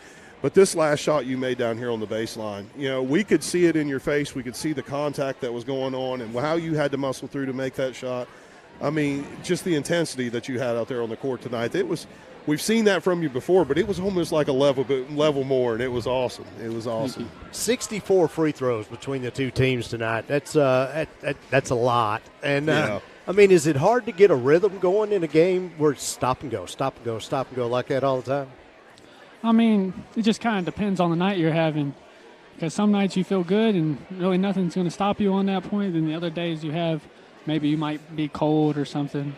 I mean, I know I stood there at the free throw line for a few minutes there for a while. Yeah, on that one with that everybody, you're supposed to have blood on your shorts. Or supposedly, and that's what we were talking when they finally let you back on, if the TSA was going to have to do an inspection on you or something to even let you back on the court. That was crazy, and almost in our minds it felt like it's might have iced you a little bit, but it didn't, and that's where you just coming down the stretch. It was great, Luke. I don't know what else to say about it. Thank you. Goodness. Luke, we appreciate you, man. You're our Brown Realty Player of the Game for another night. And, awesome win. An awesome game. 37 points, 13 of 14 from the line, 4 of 8 threes tonight. Good job, man. Keep up the good work. Thank you. Appreciate it. Well, let's get Coach Burns in here now and see what his thoughts are. I'm sure they're happy thoughts. That'll help a little bit and the outcome of that game. How you doing, Coach? Ooh, really good right now. Yeah. All right. Well, let's get the bad out of the way. Kenyon Gooden. Wow. Man. Yeah, he's really good. We talked about it during football. I think he's probably the favorite for Mr. Football next year. Yeah. He's going to get mentioned for Mr. Basketball, I believe. Yeah. He's physically dominating. His shots gotten better and better. So he's a tough one. Well, and that's what we discussed. And I thought we did a pretty good job on him. Well, that's the thing. Yeah, 41 points. And we talked before the game that when you look at the players that they had out there on the court, that Kenyon Gooden was averaging 19.1 per point a game. But knowing who he was and the athlete he was, we had said if we're Coach Burns, we take that. Right. It's everybody else that we got to slow down. Yep. And even taking that, I mean, you took twice that and still was able to come out with the win. I mean, that is a great effort. But Bryce Rourke fouls out late there in the fourth quarter. Talk to us about Kellen Marksbury coming in, the defense he played there at the end of the fourth quarter and into overtime. It was. Probably the game changer. I'm sure a lot of people were a little worried when Bryce fouled out, but it's funny just because how good and passive maybe of a kid he is, but somebody pissed him off, so I'd like to know how that was, so we can just maybe do that all the time. I think he took a cheap shot on a free throw, and all of a sudden he was ready to go. So he was really, really, really good. And that's the nice thing about Kellen is Kellen's not afraid of anything. No. He's going to get in. He's going to get after it. And we all know the style of basketball you like to see from your players is that hustle type of thing, is that deflections, passing lanes, working hard, trying to get the possessions back. And Kellen's just – wow. And so it was nice, I'm sure, to have him come off the bench. I mean, you give up a little height compared to Bryce, but still. So tonight's win puts you be in the driver's seat for the 2 seed if you win next Friday. Yeah. So we get Anderson. We'll probably play these guys again. Then we're Woodford. So they play Woodford County next Friday, which, if they're able to win, that makes it a 3-way tie, which then goes by the RPI, and we will probably be second or third RPI. Yeah. If they don't win, then we're tied with Woodford, who's got us, so we're the 2 seed. Yeah. So we're kind of. I would say you could say we're in the driver's seat for the 2. But we talked about this earlier that. I think it was Blake Landham's senior year, so 2016. We lost in double overtime, or an overtime half-court shot to Anderson in the district. They were number 1 in the region preseason that year. We lost in triple overtime to Shelby that year. Yep. We get a steal against Collins, and we missed the layup, and they end up beating us by 1 possession. So all 4 district games that year, including the district tournament, came down to 1 possession. And so far, all 3 of our district games came down to 1 possession. Well, the same thing's going to happen Friday night against Anderson County. John talked about that be ready. Earlier. Said if this is any indication between the overtime game you had and then the games last week with Shelby. Our district's brutal. Really, we even like we told them before, it's like, look, this game really doesn't mean anything. You obviously want to win. It's a district game, but as far as seeds. Draw them out of a hat. Like last year, Anderson County goes in and beats Shelby, and then gets the district championship. It's just unfortunately for us, it's just that our district's brutal. It's and stacked, it always has yeah. been since I've been here. So It's very stacked. Well, Coach, we appreciate it. You got Grant County tomorrow. Yeah. Big regional game tomorrow at Henry County. So a little neutral floor. We love playing on Henry County's floor as much as we can. So well, it's good. You kind of give the guys that's a bigger gym. The sight lines and everything are different for your shots. And as much as you like to shoot the three, I mean, that's good to get as many trips in there. And a lot of times as people you can. say it's a tough because, the one end they got the deep end zone. Right. And, and knock on wood, I don't think it's ever bothered us. But, so we like to shoot in there as much as possible. So I don't think the cars will be lined up on the road for tomorrow. But, not the same type of experience. But at least we're in there. Yeah, all right. Yeah. Well, Coach Burns, we appreciate you coming up here for our Kelly Hubbard coaches interview. Big Spencer County District win tonight, 73-72. John, that's about all I got for tonight.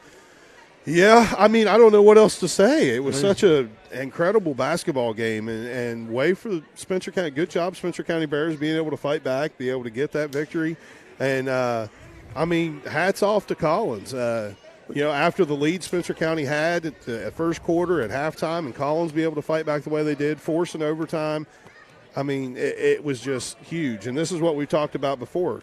These district games with the boys, they only play them once. Yep. Every one of them's important. And so, big win for the Spencer County Bears tonight. I don't want for it to get lost in the game. Kenyon Gooden, 41 points tonight. Luke Earhart, 37 points tonight. Yep. Cam Cox, 18 points tonight, man. And you don't – I guess we were just so enamored by Gooden and Earhart that we just kind of forget about that. I mean, 18 points, another one very easily could have been, our Brown Realty Player of the Game there also. Kellen Marksbury coming off the bench. Wow. Even before Kellen come off the bench, what Bryce done. Bryce had ended up with I think it was 6 or 7 rebounds and 3 assists. I mean, he just plays that role. Doesn't care if he scores. It doesn't matter to him. And he plays that role on the floor. A kid I love as he's walking by in front of us right now. Yep. But yeah, I mean, it's just a lot of kids had good nights tonight, and you said it best. We just play these guys one time. You got to make it count when you do. So it's got to happen. So. Again, our final score here. Let's see. Hold on a minute. When did we play again? Tuesday. We got girls. Girls game Tuesday, and so girls game Tuesday. I had it right here. I did. Tuesday night, LaRue County, 7:30 here at Spencer County High School. Yep. And then Friday night, boys here against Anderson. Another big district battle here next Friday night. So 3 Fridays in a row for the boys to play home games in the district. Can't beat that. That's the way you want to do it. So our final score here tonight, Spencer County 73, Collins 72. We'll see you Tuesday night here on GHP Sports.